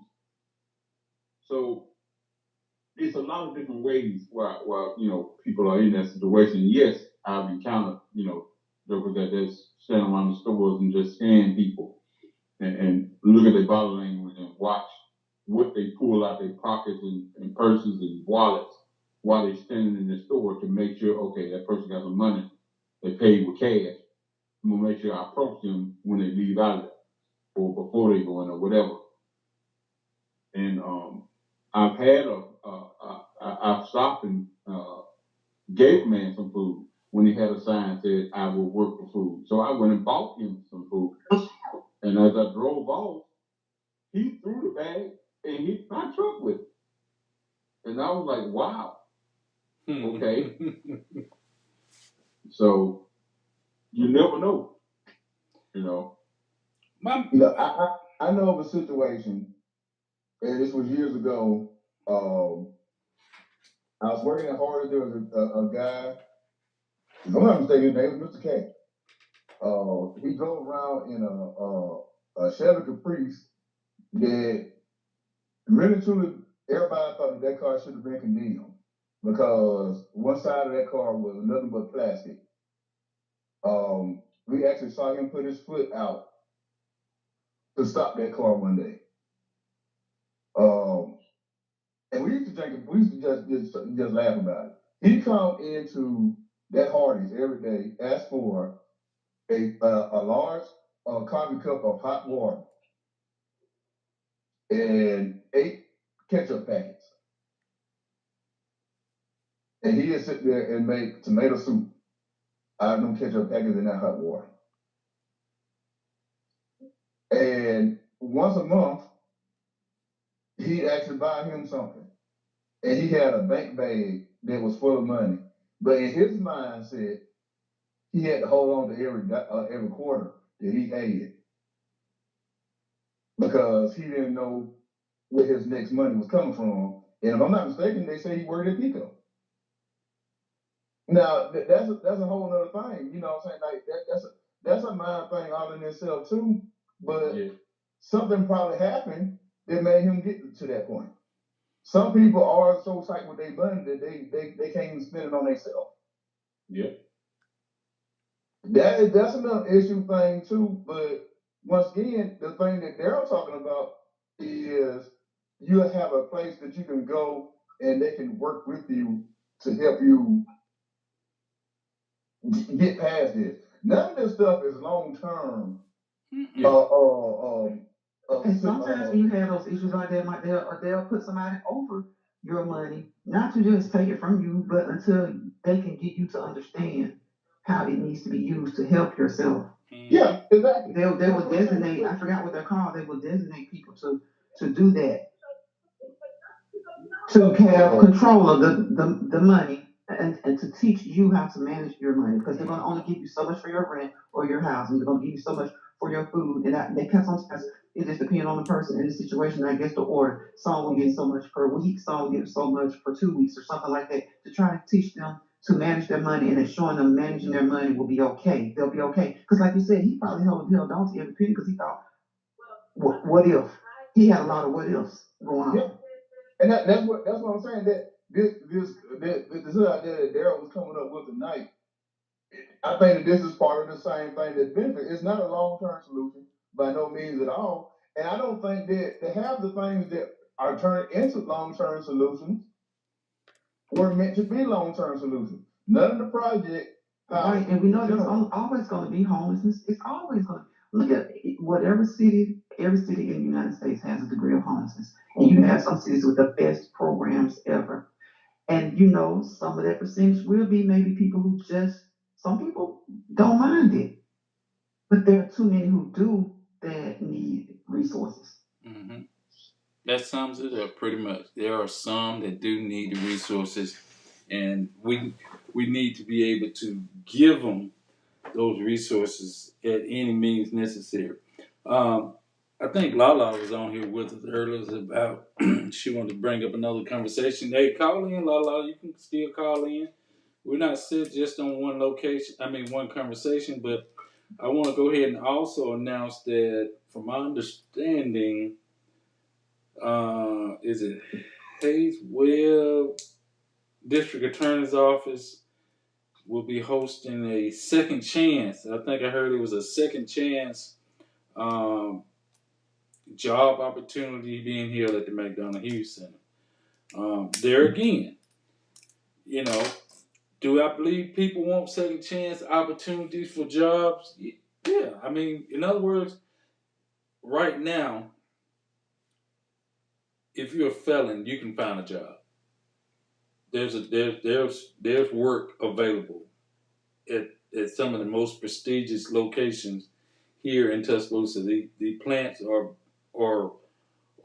They're big for people. yes, they just saying. But what I think would need to be is assistance to get to the jobs. Right, that can go on in the center. That the center could be, and then when you have those people who just don't want to work, don't want to, those people will be weeded out. But in the meantime, other people will be getting help. There are some people. I think that it would be a very good idea because let's be completely honest. Mm-hmm. If they want to go down to the casino to Philadelphia, at one time there was a bus that came and got folks, and $20 to take you down there to Philadelphia. They're gonna give you $10 to eat with them and $10 to free play. Sure did. Now they'll do that. And nobody has a problem with them making that easy for people to do. But I'm just saying, along with the job fair, I think there needs to be a tool or pool, a band or something that would say, okay, hey, we're going to assist you getting to the job for X amount of time at our expense. And once you get paid, you pay the way back for the next group of people that needs the same help. In other words, we're not going to charge you to take you to work for the first 2 weeks until you get a paycheck. But after you get a paycheck and you still need the work, then you compensate with helping with the gas. In other words, you passing the help on back to the next person and the next person and the next person to help sufficiently get these people to the job. And somebody used to do that. I remember somebody used to pick people up and take them down the roads in Mercedes. I don't know if it was the agency that was doing it, but there was somebody that used to do that because I would see a lot of guys, Hispanic guys, black guys, some white guys, and they would be picked up in Northport, and they had certain stops. So I think when it was Labor Finders was over here on 15th Street on that corner, they would pick people up. So I don't know who was doing that, but I don't think it's going on anymore. But we're saying these things, and guess what? As soon as somebody says, okay, well, I'm going to figure out a way to do this, and then don't let that person end up turning a profit. A profit could be, y'all pay me so much when y'all get paid. Gas is gas. I mean, if they're going to work, then they will be able to pay something. As soon as somebody were to do that, insure their company, insure their vehicles, or whatever they're using, and do that, then I bet you everybody around town won't start. I'm talking about officials getting into what's going on. Oh, absolutely. It always takes that one person to look at it and see, okay, well, hey, I start turning a profit because I got 60 people that I come and take to and from work. And out of those 60 people, each one of them paying me $20 every week or every 2 weeks. And guess what? They need insurance because they're going to ask you on your insurance, are you using your vehicle for commercial use or whatever? So and so if they're doing that, I don't see what would be wrong with it because and unless they have to get a business license, you know. Oh, definitely. So You have to get a business license, get yourself insured with your vehicles and probably other, types of insurance as well. Make yourself an LLC, and yeah, all this kind of stuff. And maybe not even go that far yet, because if you just starting out, get your business license, make sure you're insured. Okay, if that were to happen and people were to start going to work, and like Darren said, okay, you have to pay it forward. You've got here, we're gonna take y'all for nothing. This person now, it's a business, remember, they're putting their own money into this. We're gonna take you for nothing for a month. Your first check on that next month after 2 pay periods, your third pay period, you have to contribute whatever. It has to be from everybody. And you can't fuss about it. Now once you kind of graduate up out of there and get your own vehicle, that's great, that's good. But if we're picking you up, then you gotta pay it forward. And then the third month, the second month to do the same thing. And as long as you're riding, you'll do the same thing. And if it comes a time where you can't and you've done it, I'm sure things adjustments can be made. I'm sure if somebody's been riding with somebody for 5 months and all of a sudden they had some big deal come up and they can't pay right their work. Well, guess what? They've been going to work for 5 months. Mercedes probably about to hire them anyway. Once they get to doing them 3 months, them 90 days, and no call ins, if they can do all that kind of stuff, or only call in when it's absolutely necessary, they're probably working on a vehicle anyway. Why would somebody say, well, no, I'm not going to take you today? And that person has been going 3 months strong, paying their portion. It's a lot of stuff to do to kind of help people that they say, oh, that ain't gonna work. It's always it ain't gonna work, but a lot of times the stuff is simple. Well, that's the one thing when it works, and you get other higher ups want to get involved. That's the one thing we hear so much here, especially here, is you always have somebody that's gonna call and say that what somebody else is trying to do is not gonna work. Oh, that ain't good enough, that. But to do nothing is definitely not gonna work, in my opinion. So you got to do something. And so therefore, you got people that's going ahead on and reaching out and trying to do certain things. If it works, it's great. It's awesome. If it don't work, hey, we're going back to the drawing board because you know that's just what you do. You got. I bet you there are plenty of families who are so great, who so happy about their Friday night, like the Friday night situation. I bet you there are plenty. Everybody who attended and I bet you the word is out now that when it starts back up and continues, more people are going to want to do it. Absolutely. Most things like that start small. If you think about it, especially when we were younger, they always had little dances and things like that for our youth. Yeah. They used to have it at the Barnes branch all the time. They'll have those sleepover parties at the Barnes branch and you know what I'm saying? Showboat used to do most of it. And it was never no problem, but the kids always had something that they could do for themselves. That was always something. And then all of a sudden it got to a point where there was nothing for the young people to do. So what they do, they start cruising the streets and getting into trouble. Now they have something they go and do and have a good time with as well. They don't want to be out in the street like that. Well, I ain't gonna say they don't want to be in the street, but usually when they get through with that, well, they usually going home, getting in bed, going to sleep. Right. They had a good time. Right. And we know it ain't gonna satisfy everybody. We know that. Right. But let's take the 300, the 150, the 20, the 80, the numbers that they were reporting. Those are positive numbers. Yep. Those are positive numbers. And I said it, and I hate when the good kids have to be punished with the bad because they're doing everything they're supposed to do. Should we punish them behind the fact of a few people not doing what they're supposed to do? No. And that's why a lot of times. But that goes back to what we just had earlier too, Daryl, is that you have so many people, they put everybody in the same box. Yes. Oh, you this age, so you just like everybody else, and that's just not the case. Everybody is unique. Everybody's unique. So you can't sit back and say that every young person is a thug. Every young person is a hoochie mama. All they want to do is just drink and smoke and all of them ain't like that. There's a lot of them that are interested in so many different things.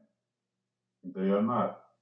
The council was speaking, and the mayor was talking about what we were just discussing about transportation to jobs. That Northport doesn't have that, and it was a business owner needing his workers to be at work, but the problem wasn't that they didn't want to work. They wanted to work. They had a problem getting there, and so the plans are in the working for something to go down over here to get people who don't have transportation to get to their jobs to from Northport to get them that assistance so they can get their jobs in Tuscaloosa. And definitely something need to happen like that in Tuscaloosa. I remember Ray McDowell mentioning that he does that. A family member does that,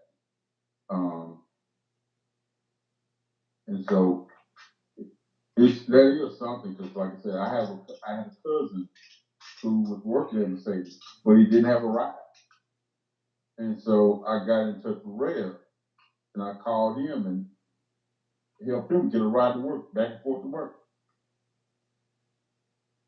I know a couple people who were like that. I know a couple people that actually left jobs at factories because they weren't able to make it to their job. And I was like, man, that is a waste to me. I was like, you could have worked there for several months, and then you would have been able to buy you a car. But they had to be able to get there for them several months. Mm-hmm. And it's a sad thing.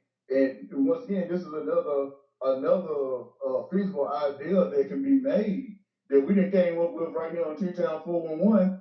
And I asked the question again. You know what I'm saying? It's like, I'm not saying by no means that we simpletons, but I'm not saying also that we're the smartest people. They supposed to have people that's smarter than us that's running this city. How come they can't? That can happen in the center that Darryl was talking about, a resource center. That would be a resource. Getting people back and forth to work is a resource. Mm-hmm. Absolutely. Absolutely. You're right. That's what you had to do for school. Do y'all remember when all the school buses used to? Well, I know at Skyland School, all the students had to go meet up at Skyland School to ride the bus to West Lawn, TMS, Eastwood, and then the Central. Mm-hmm. Yeah. East and West. Mm-hmm. It was a central hub, and then of course they moved it over to TABS for a minute, and then they got how they got it now. But it was easier for everybody to just bring them to that one location. All the buses met up at that one location and came and got all the kids. But what do they always say when we start saying these easy or simple things? Where's the money going to come from? Well, the money that y'all using to do everything else in this town is taxpayer dollars. You even went up a cent to pay for things you wanted to pay for, elevate, whatever that is. Mm-hmm. You go up. I'm sure if you're going to use it, earmark the money and use it for what it's earmarked for. If it's talking about something like resources for the community, then maybe people don't mind taxes. But right now we're paying 10 cents. So now you have to ask people to pay 11. So now people not really want to do that right now. But my thing is some of this stuff should have been going on anyway. There should have been a part of that 1 cent increase that we've had already. Because every time our taxpayers' dollars pay for everything that go on here and everything that they want to do and choose to do, where is that coming from? Taxpayer money. Or federal money. Taxpayer money, though, state money. Then what we just suggested was, hey, we gonna do this for you for 2 weeks, a month, and then after that, if you still need this assistance, you got to pay a certain amount to keep everything flowing. But because of taxpayer money, the amount should not be astronomical. We pay taxes regardless. It doesn't matter if they never help the community from this day to the eternity. What's gonna always be taxes. Mm-hmm. And if We're talking about these resources, taxes. So they're gonna be getting the money. They're gonna be getting the money. And they're always talking about, like I said, there's money that they say that's sitting on the table from C-19. 88 million. So eventually, where does money go that just sits? That's when people start talking about pockets, pockets, pockets, pockets, pockets. And then they want to look at us cross-eyed. Fraud, fraud, If fraud, it's fraud, just fraud. sitting there, if it didn't go into pockets, it went into something else that you and your cronies wanted to happen. And don't say, well, nobody came and got it, because guess what? Well, if nobody came and got it, then put it towards something else. Put it towards something else. If nobody came and got it, like I said, the state of Alabama wanted to build a new capital. Even the Republicans and Democrats stood against that. Okay, then, but when it came to talking about building prisons with C-19 money, they right passing stuff left and right, and they had the majority. So those of us who were against it, what do? You vote, you make your stance known. But when it comes to on the local level, state level, whatever, the cities have resources and they have tax dollars. It all boils down to tax dollars, whether it's from federal, state, or local. But then it's always, well, where are we going to get the money to be able to take somebody to work? That's one of the most simplest. You should want to do that for your. You should want to do that for your community. That's one of the most simplest things that you should want to do for your community. Somebody was doing it. I can't remember who was doing it. Like I said, they were picking people up from labor finders. They were picking people up from down here near JVC, and they were taking people up to Mercedes into the plants. And I had friends that was in Northport. It may have been a private company. He was being picked up. I think it was labor finders that was actually doing it. Or men at work. It was one of the two. I remember them having like a little orange sign. But once again, that shouldn't even just fall sold up on the shoulders of the city so much as it should kind of be shared between the county and the city. Exactly. Those exactly are in Tuscaloosa County. So our county commissioners should be like, okay, look, this is what we're gonna put toward it. Tuscaloosa, what can y'all put toward it?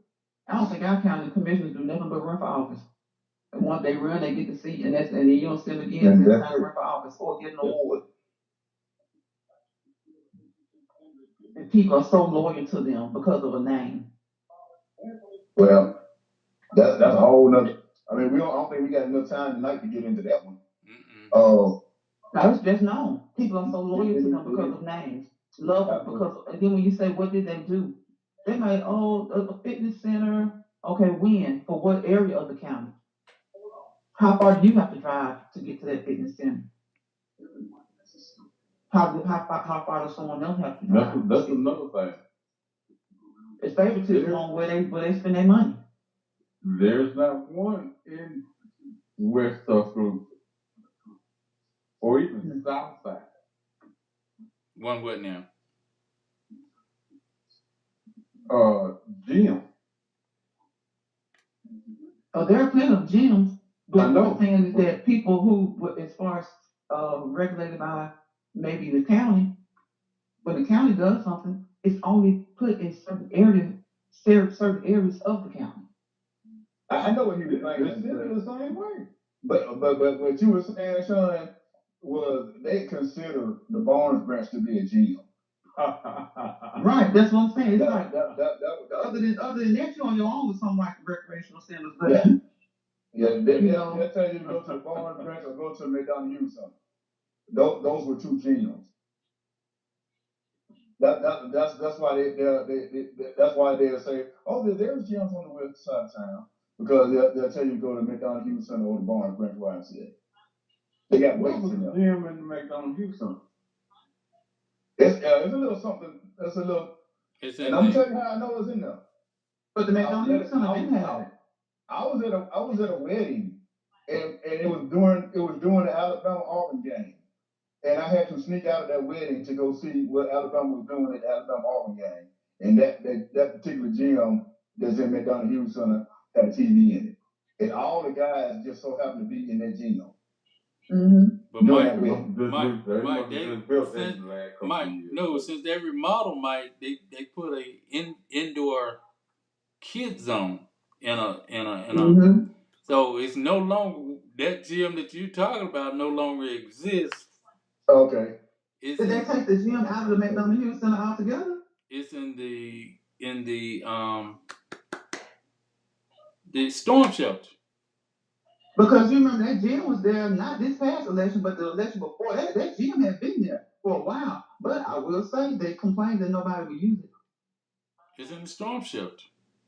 I'm gonna be completely honest with you. I was on the phone with Tina Sanders today, and she asked me something about our community centers, and I was like, Why would you put the gym in the storm center? Yeah, that's where it at. Yeah, y'all didn't know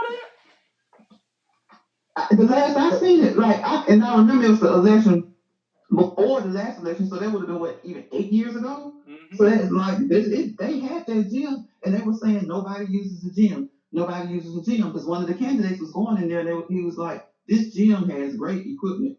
Y'all come on and pay. You know, saying how much it wasn't that much the membership. And he was like, pay to come use this gym. So that gym was there, and I thought it was still inside the McDonough Youth Center. Why would you put a gym in the storm shelter? Why? Oh my gosh. Yes, ma'am. That's the gym now, the storm shelter. And the area that was the gym at the Hughes Center is now the indoor kid zone, I guess you could say. what is the I don't want to get much. They want to put the YMCA down there, and they can't keep the gym in the inside of the building. Yeah, what is it going to be now that if the gym is over there in the storm shelter, and then they're going to put the Y over there, and they supposedly going to have a gym back in the Y, so you're going to have two gyms right beside each other? One word, unreal. One word with two syllables, unreal. Wow. Yeah. Now they got a top of the line workout center. They got that. But yeah, because it was great when it was inside. But I haven't been inside the storm shelter yet. But that's where the basketball gym is at. That's it. That's what. Matter of fact, when we were playing baseball, that's where the little guys were going inside to practice for the basketball. Hold on, wait a minute. The basketball, the workout. No. The workout center is still inside the McDonough Hughes Center. Okay, but the gym, the basketball gym is inside the storm shelter. Yes. So, then I guess they can say, well, when we use it as a storm shelter, of course, nobody's playing basketball. But still, that's ridiculous. In the locker rooms. I think it got locker rooms, too. Wow. Again, let's just throw the YMCA over there. So they need to just open it up more frequently and offer more programs that bring the people up in there. But I don't understand why you're trying to have the youth come in with the elderly. I just don't think they go mix. No. The youth come in to what about with the elderly?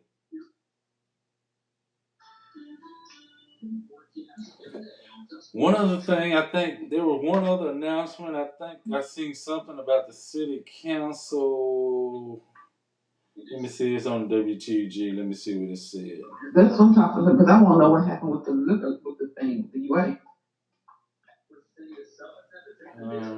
I'm just like this. The UA ain't gonna let themselves look up in there. Yeah. They probably gonna approve that. I mean, yeah, the UA wants that. But I seen something talking about. It was something that came up about such and such amount of money going to the public safety. Yeah, also the fire college. Yeah. No, not that. It's one other thing. I can't find it right now. They proved something else. It wasn't. It wasn't about the fire college. It was.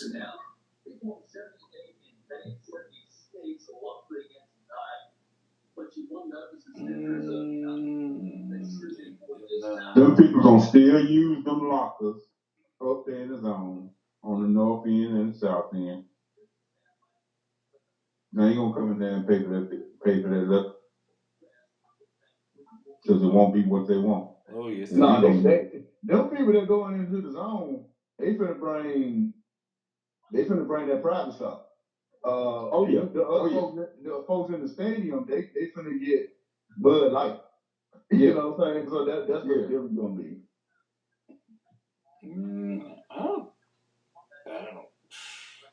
I put it this way: they pay the price down at the amphitheater. They gonna pay the price right there. Sure will. Talking about football too. Folks ain't got nothing but money. They don't have a recession. A recession is only for a certain demographic of people. Yes. That's just like when it comes to football fans, true fanatic football fans, they're gonna pay whatever they want to pay for whatever they want. I mean, I don't doubt that they're gonna have some sort of but I know them people that's like up there in them skyboxes and they be in the zone, like because me and Sean used to work the zone, and we can tell you right now, they just had them lockers in there with that private stock stuff. I'm talking about what's the alcohol that got the wax on it. Each bottle they wax it. Well, you know the zone is the zone for a reason. But as far as the money they're gonna make off of those sales, it's gonna be astronomical. The zone is the zone for a reason. I mean that's what you expect. But those people are gonna, and there's no telling what they won't have for them. Everybody can't fit in the zone. There's some rich people out there amongst the crowd. That stadium had been expanded a couple of times for nothing. Well, you're right about that. I know because they keep filling out the zone. But I think that them people that are especially them skybox folks, they're gonna have that really high dollar stuff. I mean, the UA don't care as long as they looking at sales. They looking at sales. It's always a section for the elite for a reason, but the UA is looking at them sales. And that was a fight. I don't even know why he even tried to have that anyway. Because if it wasn't working for them, they wouldn't have had to fight. They were looking at it from the standpoint it was only going to benefit the city, not the UA. And that's why he were like, no, we got to revisit that because we got to get some out the deal. He didn't care. He wanted to only want that's what he was. That was his goal. The city. Yeah, he wanted. They were paying enough as it is. Yeah. He was being greedy. That's the bottom line. Even what you think, even it boils down to if you think they were paying enough or not. From their perspective, he was being greedy. I can't find it. It was an article that I read about something that they implemented or voted on. I ain't talking about the medical marijuana, but it was something else that the city had brought up. I wonder why I can't find that. I didn't get to watch any of the meetings today, but I saw a lot of wild faces on some stuff, and so I'm gonna go back and look through some of them. I saw a lot of wild faces, and I saw a lot of hearts. And typically, you can look at the profiles of who's saying wow, who's angry, and the hearts, and figure out what the decisions are. Oh, okay, here. They're talking about permits for long lines at businesses during football season or whatever occasion, and they're charging a fee. It's $100. Let me read it, make sure I get the facts right. The city began discussing ways to combat long lines that lead to public safety issues at the request of the police department. The city said most criminal offenses that occur outside business happen while patrons wait in line to enter establishments. The Queening, Queuing permit will require business owners to have clearly defined lines alongside their businesses and not interfere with queening of of other establishment. So in other words, it's going to charge you well application fee of $100. An annual renewal of the permit would cost $250 for establishment with occupancy limit of less than 100, 500 for occupancy limits of 100 to 299 people, and $750 occupancy limit for 300 persons or more, which will be credited to the public safety fund. I can't think of venues that big. I mean, So I said, who gonna other than the city-owned facility, which is the amphitheater, that's the only facility I can think of that can hold more people in there. So, are you? Well, they find a way to make a buck. I seen Taco Mama was on there talking about it. This was last week talking about when people tend to buy the alcohol, when as far as the game, whether it's before, during, and after. Hmm. And they're saying that their biggest crowds is before and after. During the games, yeah, the people who don't go, but the biggest ones, people getting them a little something before they go, not wanting to deal with any issues there as far as like taking stuff in and sneaking stuff in or whatever, what have you, and then after. So I don't see paying that many people who are big enough to have. Most of the little areas downtown, they only have a limited amount of space, even around outside of the buildings. That's what Before I was you into gonna say. somebody else's business. That's a rip off because if you can put 100 people in most of the places, they gonna Maybe that's want to their have maybe it that's open. that's their way of getting that money, getting some of that money that they couldn't get from the UA. Yeah. And all of a sudden now they're charging people to stand on the line around the building. Because those businesses are so small down the UA. You probably 10 people, you in the next business. Yeah. And they so close together. And for real, why you charging somebody to stand in the line? You charging them for being successful. Exactly. So they're charging the business, and then the business gonna pass that on through prices to the customers. Probably so. Right. Yeah.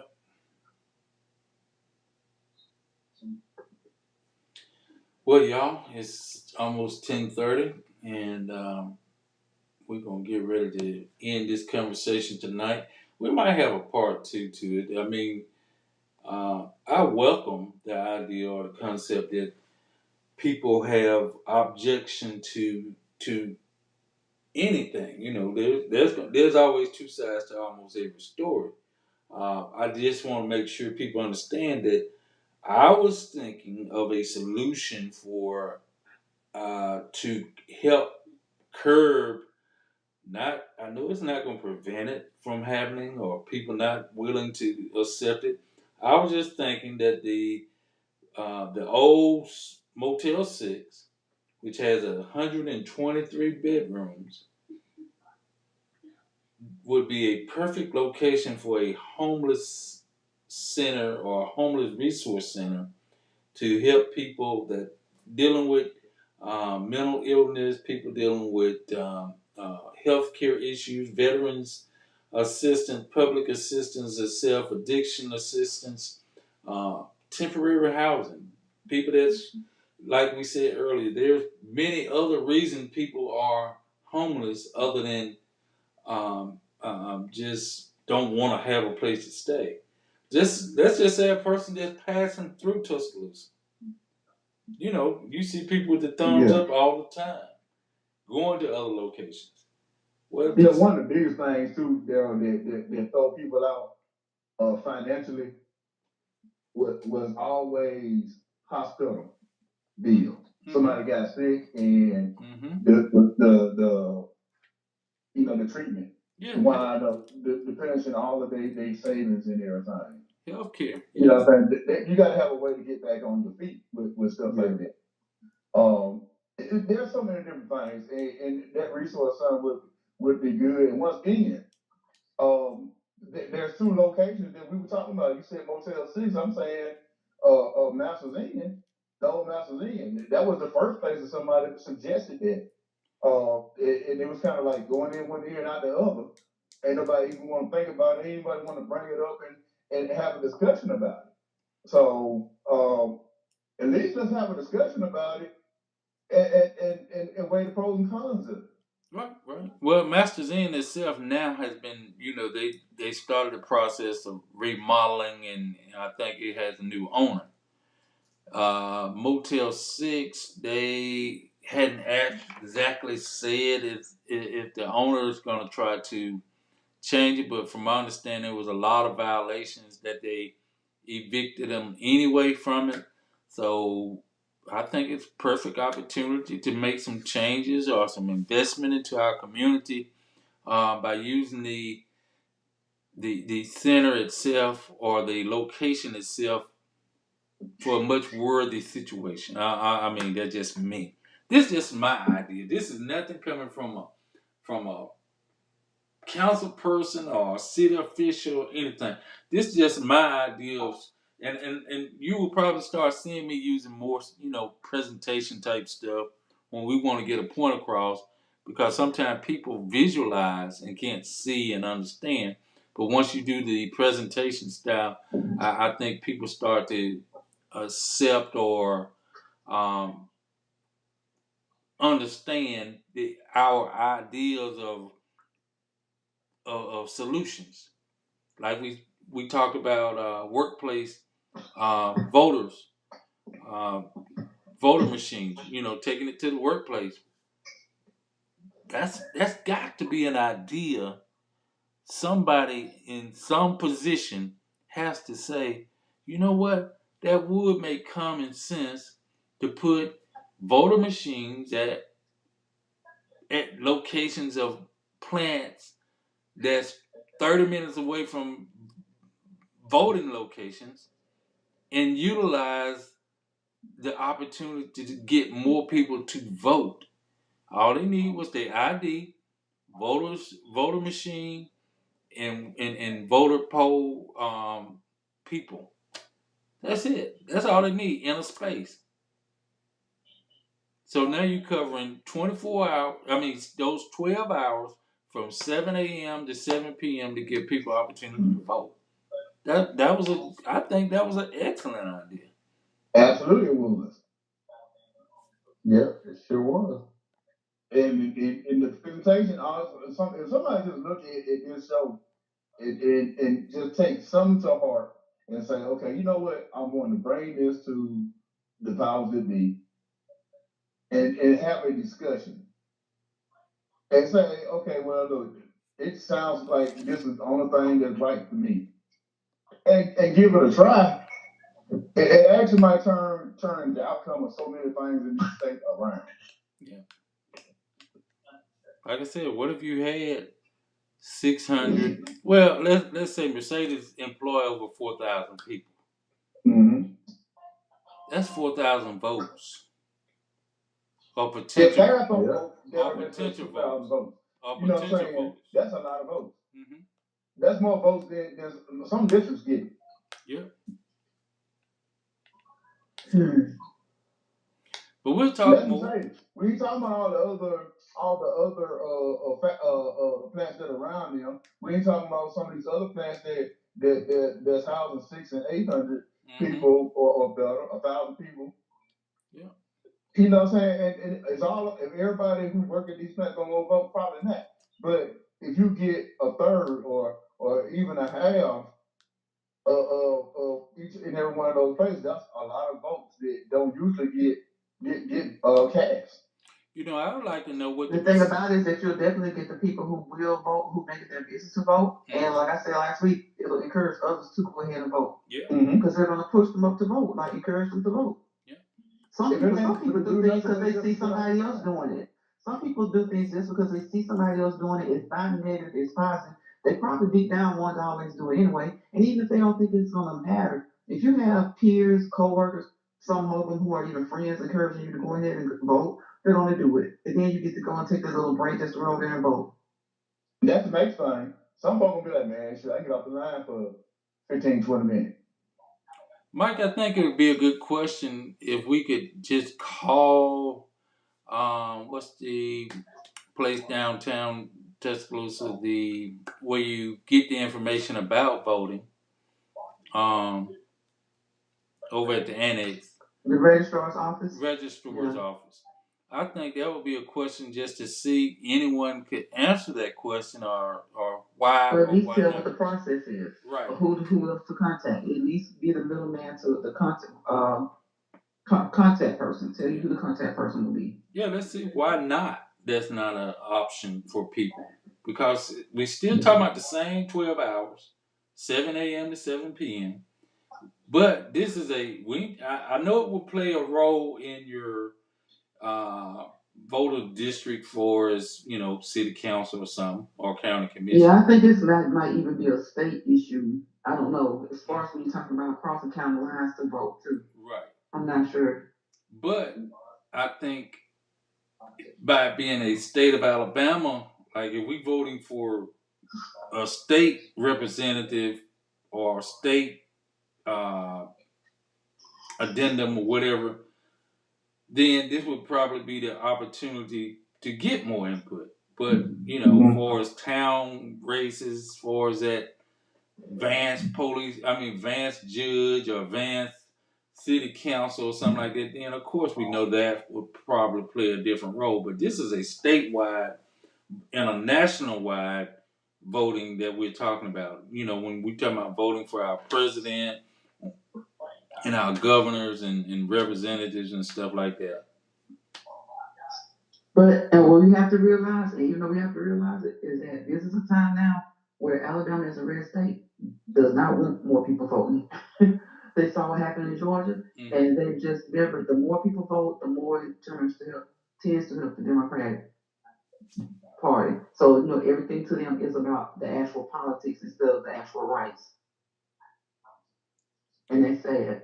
But that's when you just have to be aware of it and keep pushing for it anyway. No legislation, no laws passed without people pushing and pushing. I had I don't know if y'all heard it. It's kind of old, and I think we were riding one day and I heard on Steve Harvey's show. It was a talk about no, it was a reenactment of a debate between Herschel Walker, preparing Herschel Walker for a debate. Y'all ever hear that one? It was on Steve Harvey. Oh, I found out. It was tremendously funny to me. I'm trying. I mean, as soon as you said Herschel Walker, preparing him, that was funny. I'm trying to see if I can still find it. And we're gonna end the show with that one. I'm gonna just please let me find that. I knew I had it.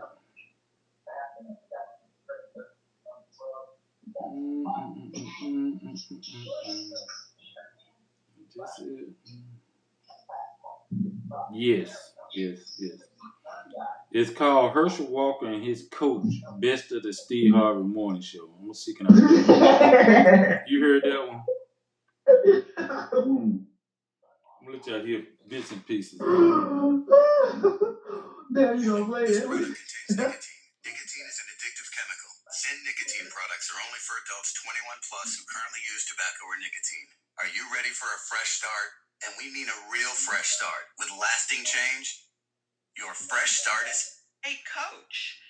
He's, made it his business to stop by. So let's get started. First of all, just let me just say, hey, I'm Riley Henderson from the Conservative Republican Party, and I'm here, and I'm just Herschel's coach. So I'll be monitoring this. We're getting them ready for the debates. Go ahead, ma'am. All right. So the first question is: do you believe, Mr. Walker, in race mixing? Race mixing. Now I'm gonna say something to you right now. I believe Carl Lewis won that race against Ben Johnson, and I think that it's wrong how they gave that medal. They gave that medal to Ben Johnson. You're right. First thing we want to do, we want to listen. Occupy the space by listening to the question. She said the question, Herschel, was, are you okay with the race mixing? And when they had that race in no limits in 88, that was called it. We're talking about race mixing. Stupid. Stupid. Races. Race. Creed. Apollo Creed. Oh Lord. Segregation. Hold on 1 second. You gotta stop saying son. Like that. It's SIR. It will sound so much more helpful to us as Republicans if we didn't have you out front going, yes, sir. We'll need that. Son. Come on. Mr. Walker, what does segregation mean to you? Let's try that one. What does segregation mean to you? I'm not gonna carry nobody, baby. You got to carry.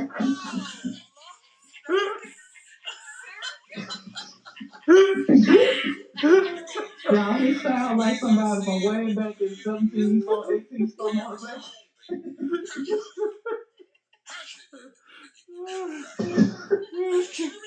These questions have to come with this Roe versus Wade. That can actually come. Man, now his kids take them around. They friends over there, come to the house. Folk ought to carry their own baby. That's what I thought.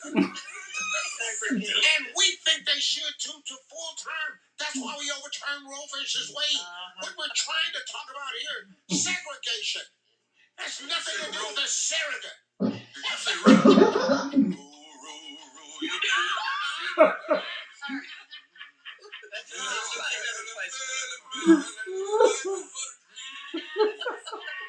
Let's try another question. One more question, y'all. One more question. Carl Thomas,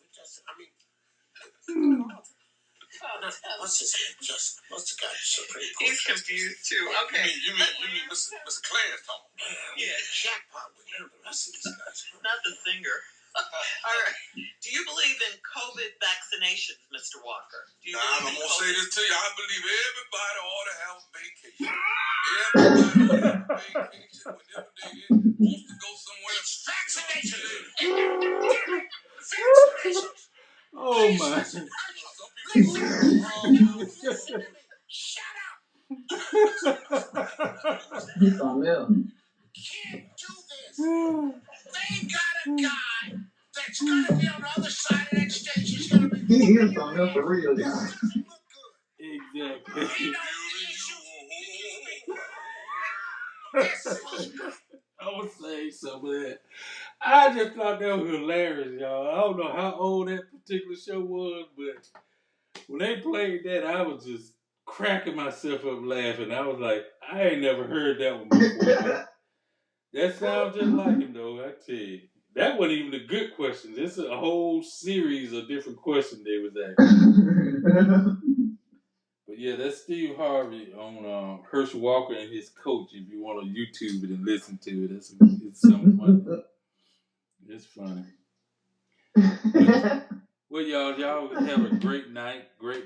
We talk to y'all on Thursday, and like I said, I'm gonna reach out to Sibo or Chief and see if they'll come on and tell us about the upcoming bike ride that's gonna take place this coming Sunday for fundraising for the